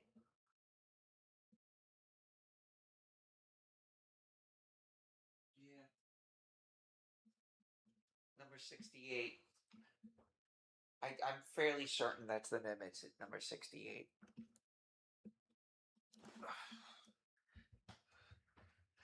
All right. Back. Nowadays women are opting out entirely, yes. They certainly are. It's funny on the dating apps. It's the same profiles over and over and over, and that's how you know it's completely. It's done. It's done. It's not important to them. Just sex. They have so many fucking toys that they can play with.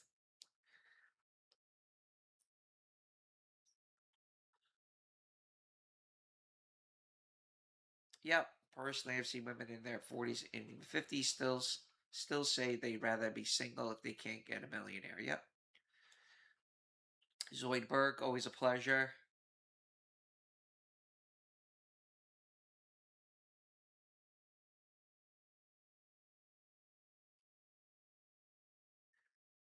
Yeah, well, why was porn's no longer free? It was free for a very long time, and it still is free.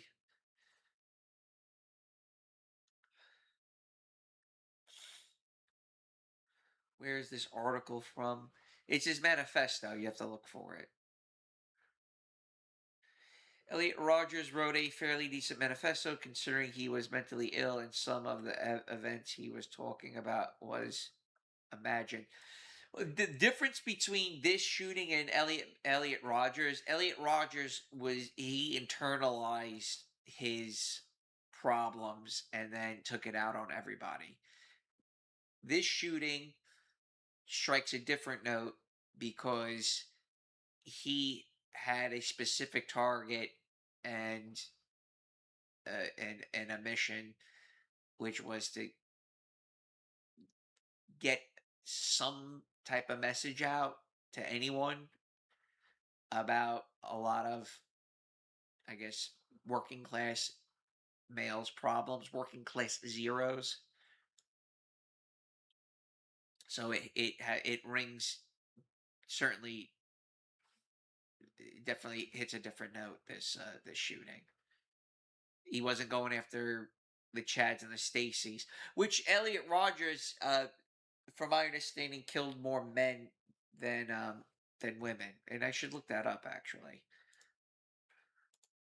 Who did Elliot? Ro-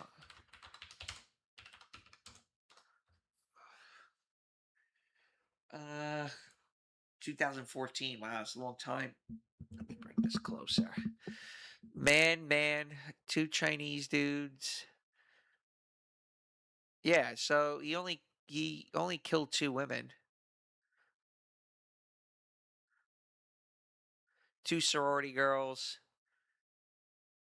three Chinese people, and one Hispanic.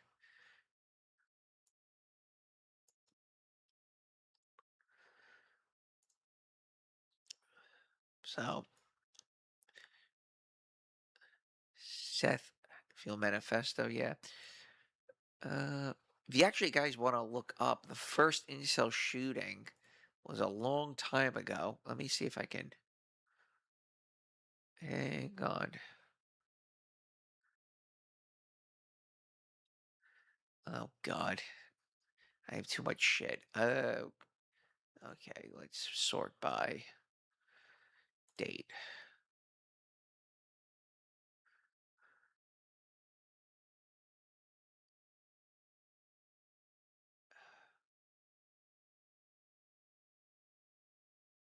One second. Be patient. God, I just had this guy's name too. God damn it.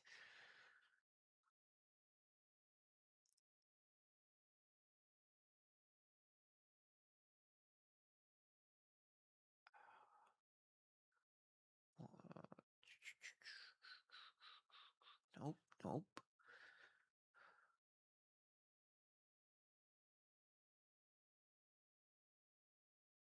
Oh, there it is. George Hennard. George Hennard. Let me pull that up. George Hennard. Here we go. Luby's shooting. Let me see if I can share the screen.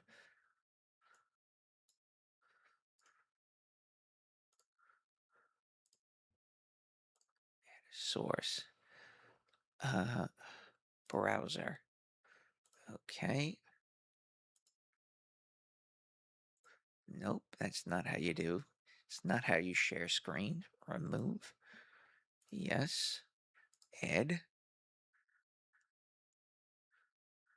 Display capture. Okay.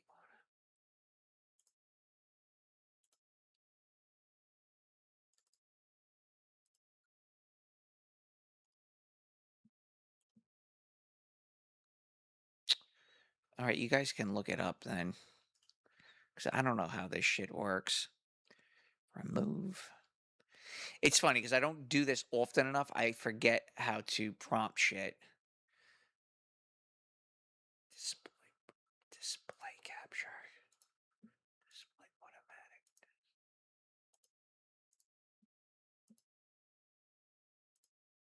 Oh, there we go.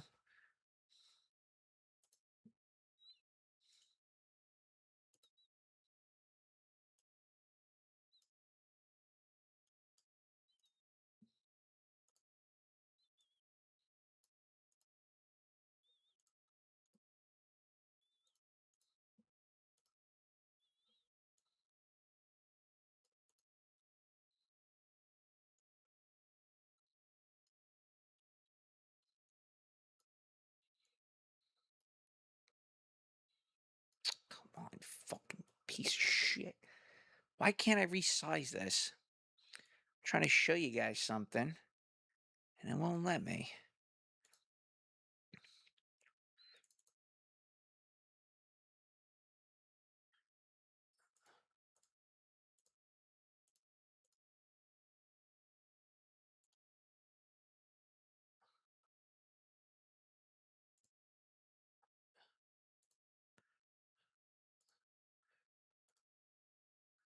Oh, come on, man.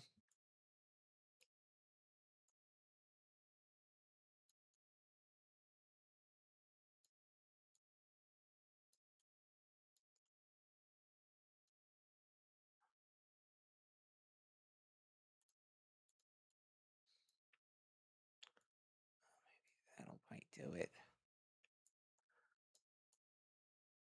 Oh, oh, getting closer. Whoop.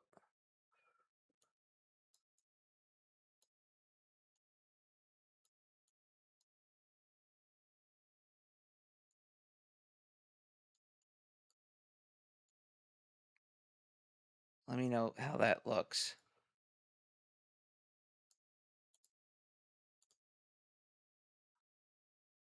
There we go.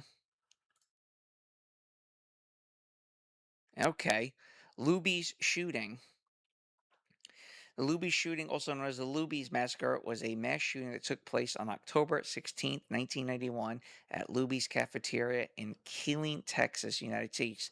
The perpetrator, 35-year-old George Perry Hennard, drove his pickup truck through the front window of a cafeteria before opening fire, killing 23 people and wounding 27 others. He has had a brief shootout with police in which he was seriously wounded but refused their orders to surrender. Eventually died by suicide. The shooting was the deadliest mass shooting by a single perpetrator in United States history, suppressed in 2007 by a Virginia Tech shooting.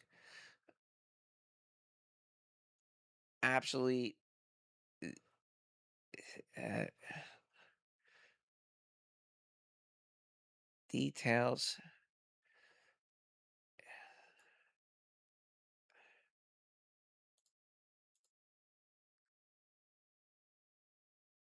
Uh,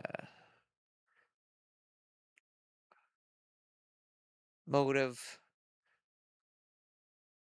Hatred of women. Numerous reports include accounts of expressed hatred of women. An ex-roommate of his said he hated blacks, Hispanics, and gays. He said women were snakes and always had derogatory remarks about them, especially after fights with his mother. Survivors of the shootings later said he passed over the men to shoot women. 15 of the 23 murder victims were women, as were many of the wounded. He called two of the victims a bitch before shooting them. 1990, Henry called Aisha Aisha Williams, a port agent of the National Maritime Union in Wilmington, California. She then needed a letter of recommendation to regain his papers to rejoin the Merchant Marines. I don't recall having given him one. Williams claimed Howard had learned in mid-February that he attempted to be reinstated in the United several months. So he was a merchant mariner. I read this story a while ago when I was trying to look up incel shootings,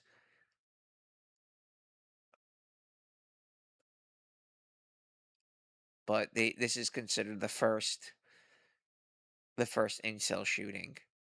Uh, and keep in mind, incel shootings are minute on the grand scheme of shootings in the United States and the West for that matter. So, whoop, let me bring that back.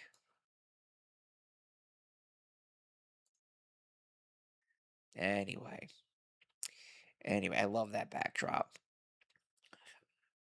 All right, back to all you. Corvettes are shit cars. Yep, we know that. Where is the ER manifesto? I don't know what that means. Sports cars are cool if you actually drive them. I hate people that buy sports cars just for the perceived status boost. Well, where I live, you can't really enjoy having one. Is really taking off. Yep, I agree with you, Zoidberg on Instagram. We live in techno feudalism society. Yes, that's a great article by Joel Cocken. He wrote a book about it also. Highly recommend his work. He's been a huge influence of mine, Joel Cocken. Oh, the book, by the way, is Naked City: The Death and Life of Authentic Urban Places by Sharon Zukin. She's close to 80 now, and she's a uni professor. Book's fantastic. I found myself highlighting and copying so many portions of our book, and I'm only like 20 pages deep because it's every sentence, it's like red pilling.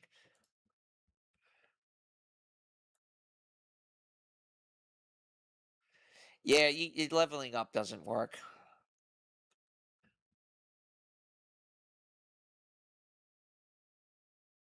Yeah, muscle mommy.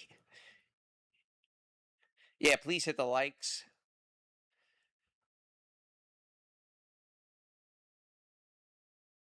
I don't like Andrew Tate. He's a loser.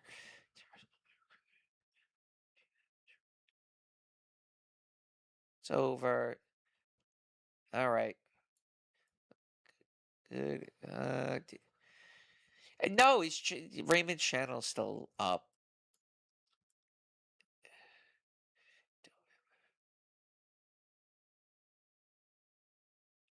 He's Raymond's got some issues to work out.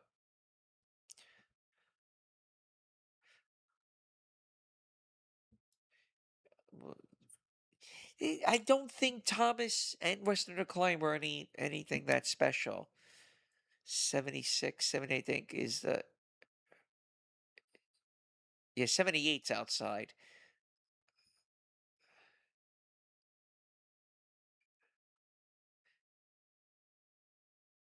So I was right. So it is the Nimitz. Wow, fucking man. Talk about useless information to know.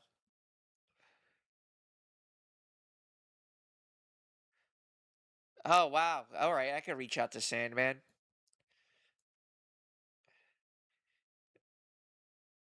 We still keep in touch, so we exchanged emails during Christmas. Yeah, Mark Lapine. Yep, I know about that. Elliot had stormtrooper aim.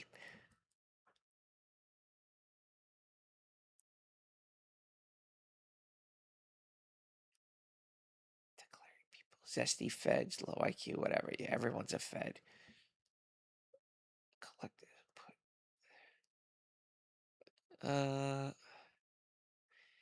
Well, like I said, look up this guy, the Luby shooting. That's considered the first. Why do all these people always go after Red? Well,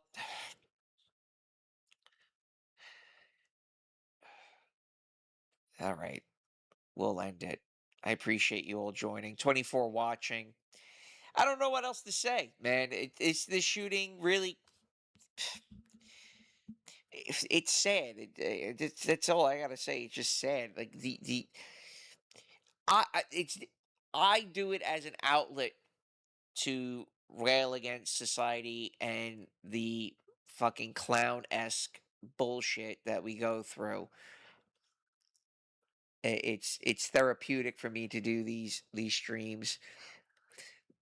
Sadly, the best thoughts that come to my mind are when I'm driving to work, and clearly I'm not going to stream while driving to work. I do plan on doing a podcast with Isaac Simpson. He wants me to write uh, an article for him regarding this latest shooting. See, you didn't even know about the shooting. It's crazy.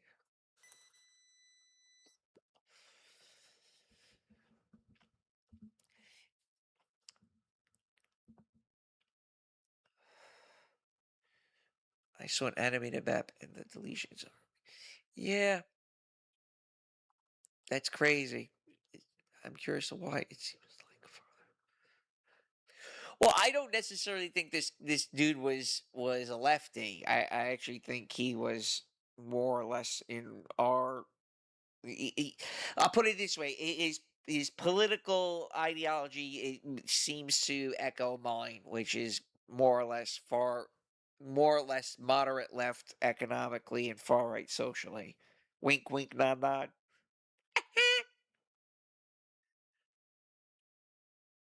But it is bad. I mean,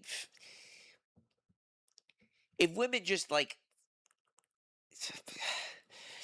women are like on they're like self-imposed burqa. I call it a Samsung burqa. They got their phone. They look at their phone. Take. I want you also, if you any of you live in a major city center, women pretend to be on a phone call. I notice more and more women do that. I've noticed that for quite some time. Uh, or they have headphones on. Another weird anomaly I've noticed: women walking around with bouquet of flowers. Never. I don't know what that's about. I highly doubt men gave them flowers. They just walk around with flowers. Next time I see, I'm going to ask, where did you get those flowers? All I see is old people. All the young people are in a 10-block radius of Lower Manhattan. If I actually spend an inordinate amount of time in Manhattan, I'm sure I'd definitely be able to pick something up. But I just don't. I think it's age, man. I just don't want to. I just don't care.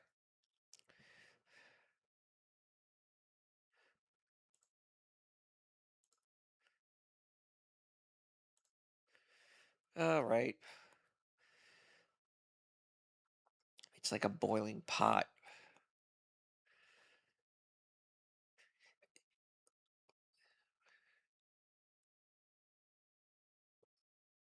Well, they have to keep it propped up because i-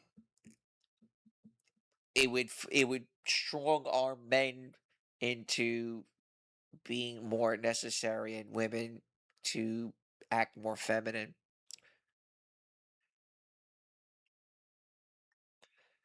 I think the AI one aspect of AI is great for regular guys because it'll knock out a lot of these Jewish daycare jobs. But I also think AI is this AI boom is uh, a a cloak or smoke and mirrors, if you want to call it, to just massive job layoffs, and they're blaming it on AI when in fact AI really isn't doing all that much. It is. I've been trying to use it a little bit more in my work, especially when I just don't have time to really think about something. Then I run it through Copilot, which is pretty cool. All right. Anyway, want to thank you all as always. I'll save my bashing. You know what? We'll pull up my I. We'll end the night with me talking shit about Raymond. How's that? How's that? Let's talk some shit. First and foremost, Raymond, thank you for still listening to my show. That I'm shocked. That actually means a lot to me.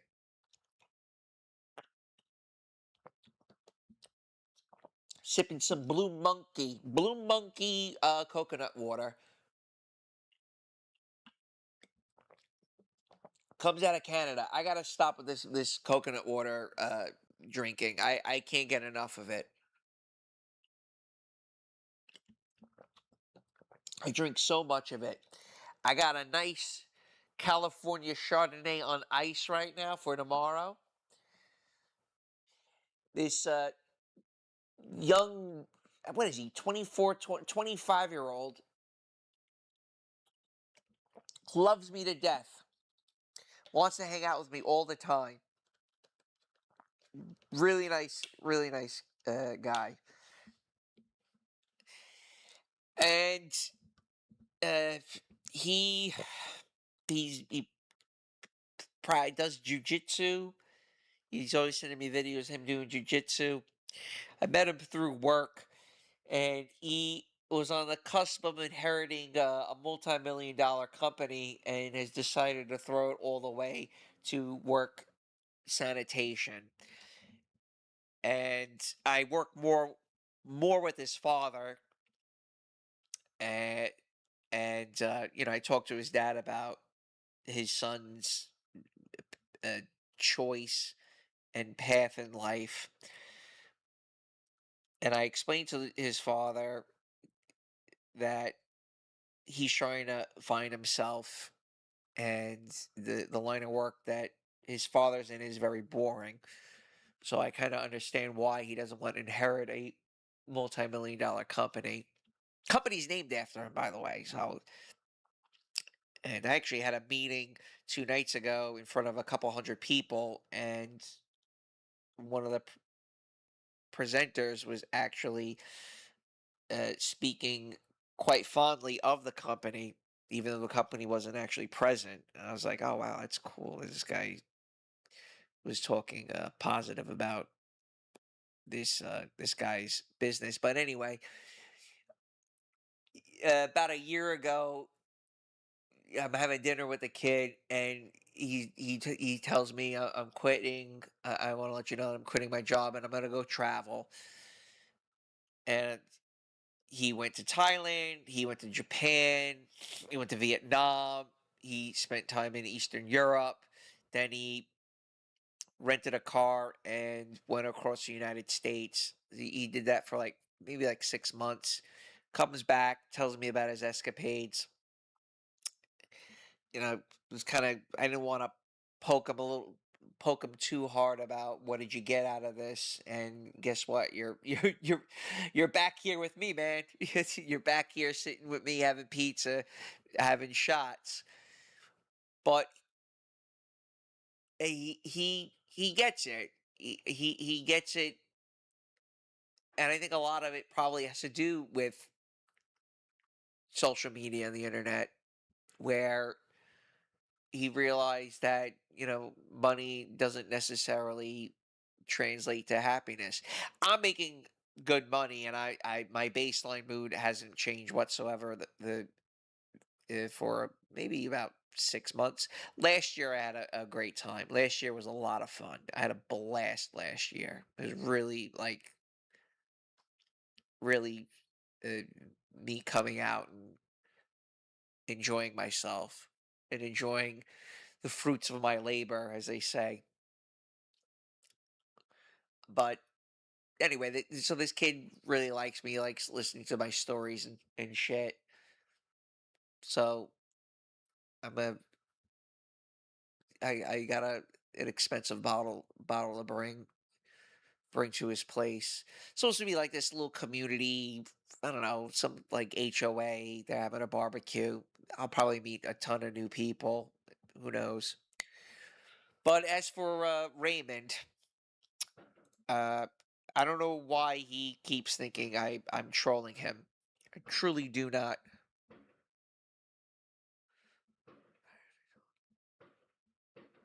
Oh, what are we talking about? Ray has banned tens of thousands of people in his channel and wonders why it's twice votes.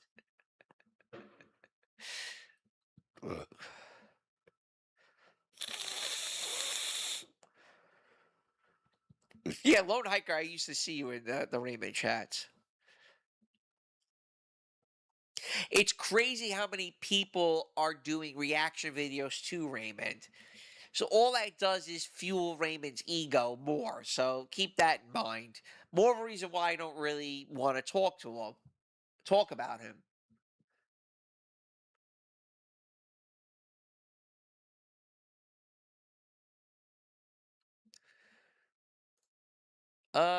So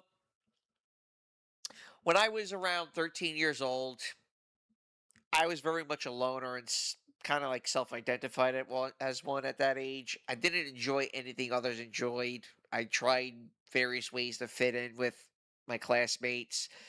I used to bring a skateboard to school, didn't know how to skate, thinking someone will talk to me about skating, even though I had no idea how to skate. I joined a baseball program to make friends, but it usually ended up with me being picked on or just for the fact I was an outcast and indifferent. Today, I realized why I thought that way, and it was because I just viewed my classmates as retarded. Just thought everyone was really stupid, and I still think that way. The normies, the bell curve, top of the bell curve classmates, I just found to be stupid. So, come lunchtime, I had no one to sit with, and I sat at the rejects table, the special ed kids. I didn't care. I like the outcast.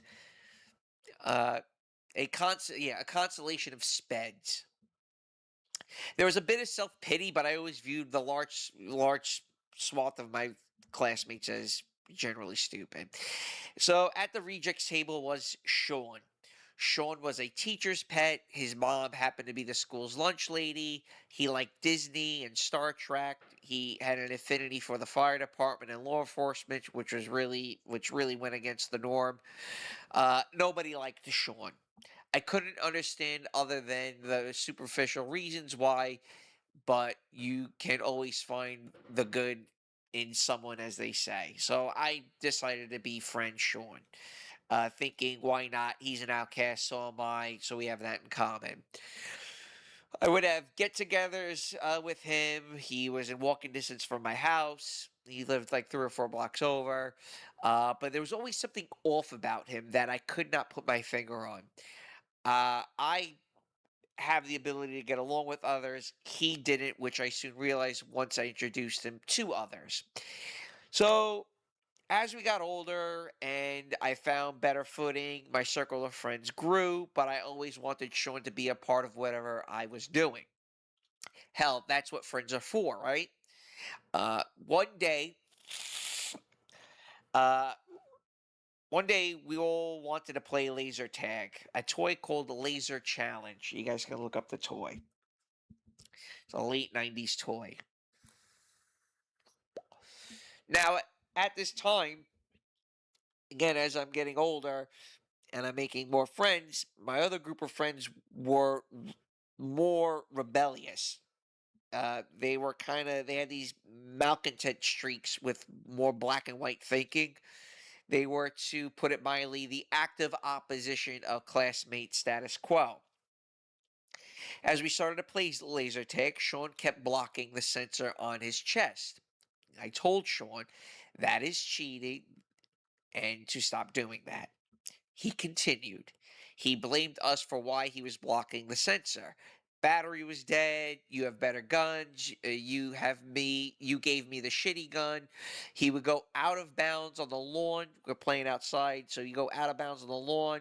Uh, and then started making shit up about invisible force fields protecting him, and that's why it doesn't count. So you get the idea. He's being a douchebag. You name it, Sean had excuses for his actions instead of just playing and having fun. He would have this weird tick where he would tongue thrust when frustrated, which I always thought always had the urge to poke fun at him about, but I restrained myself from doing so. My friends had it with him where my bigger friend grabbed him, held the gun to his chest, and started pumping rounds into him with the chest piece vibrating and flashing lights. It was fucking hilarious.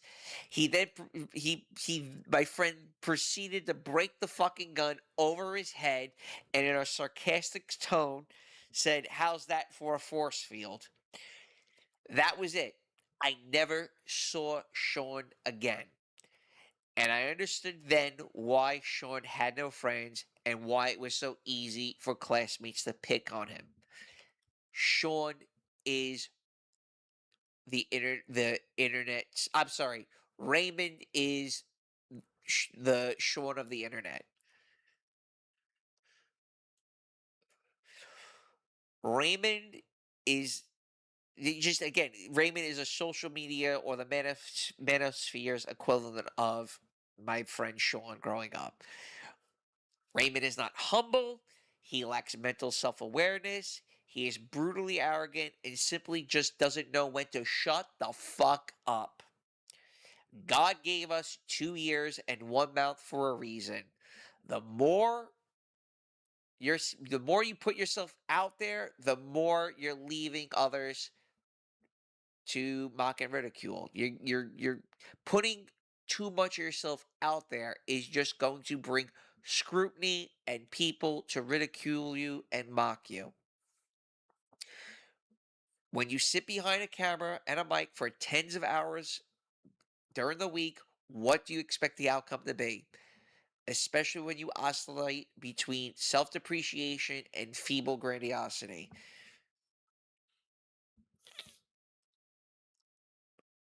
Unbelievable.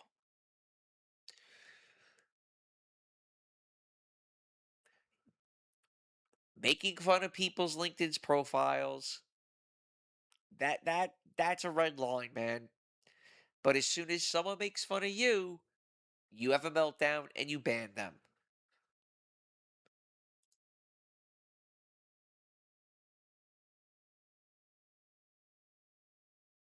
A cry bully.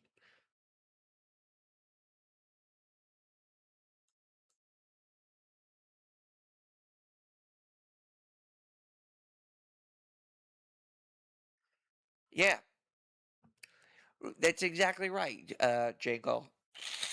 Oh, excuse me. I don't know why I just got congested out of nowhere. He's given way too much meat feeding the trolls. It's funny because the critics of Raymond, their criticism of him are not from a place of like hatred. It's more of concern, and that's the other thing that he's not. He doesn't necessarily get.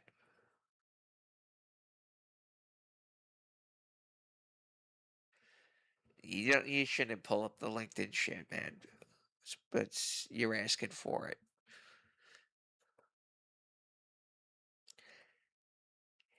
He knows everything. That's the other thing. He's an armchair real estate agent, armchair financial advisor, armchair sociologist. It's a bit much.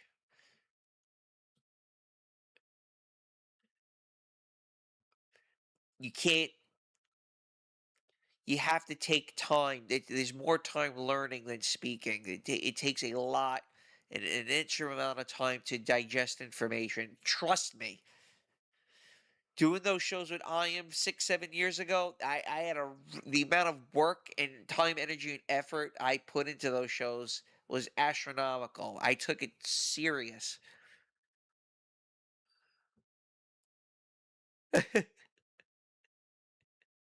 Yeah, you're right. You're right about that, Zoid. Well, listen, it's 2 hours and I haven't eaten. Oh god, I'm getting congested out of nowhere. Guys, happy 4th. Whatever you're doing, don't get too drunk. It's supposed to be super hot tomorrow. Today was a bad one. But I don't necessarily mind. Yeah, we're so fucking back. It sucks. Now I got 31 listeners when I'm about to wrap this shit up. Who needs food when you can chalk shit up?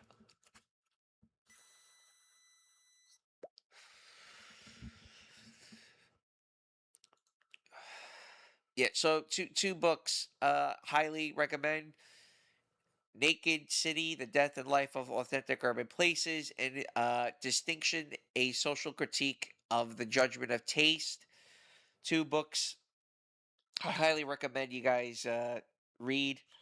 I just got done reading Axel Malthus's, what is it? This was awesome. It was very enjoyable book. I read it while I was in the DR. The Story of San Michel by Axel Malthu. Malthu is some Swedish dude, some Swedish doctor. I'm about halfway done with it. What's really cool about this book is this guy bashes women for making up diseases. It was great. Uh, and he writes about, like, in the late 1880s, women coming into his practice complaining of not feeling good, and how doctors made up diseases for these uh, upwardly mobile women.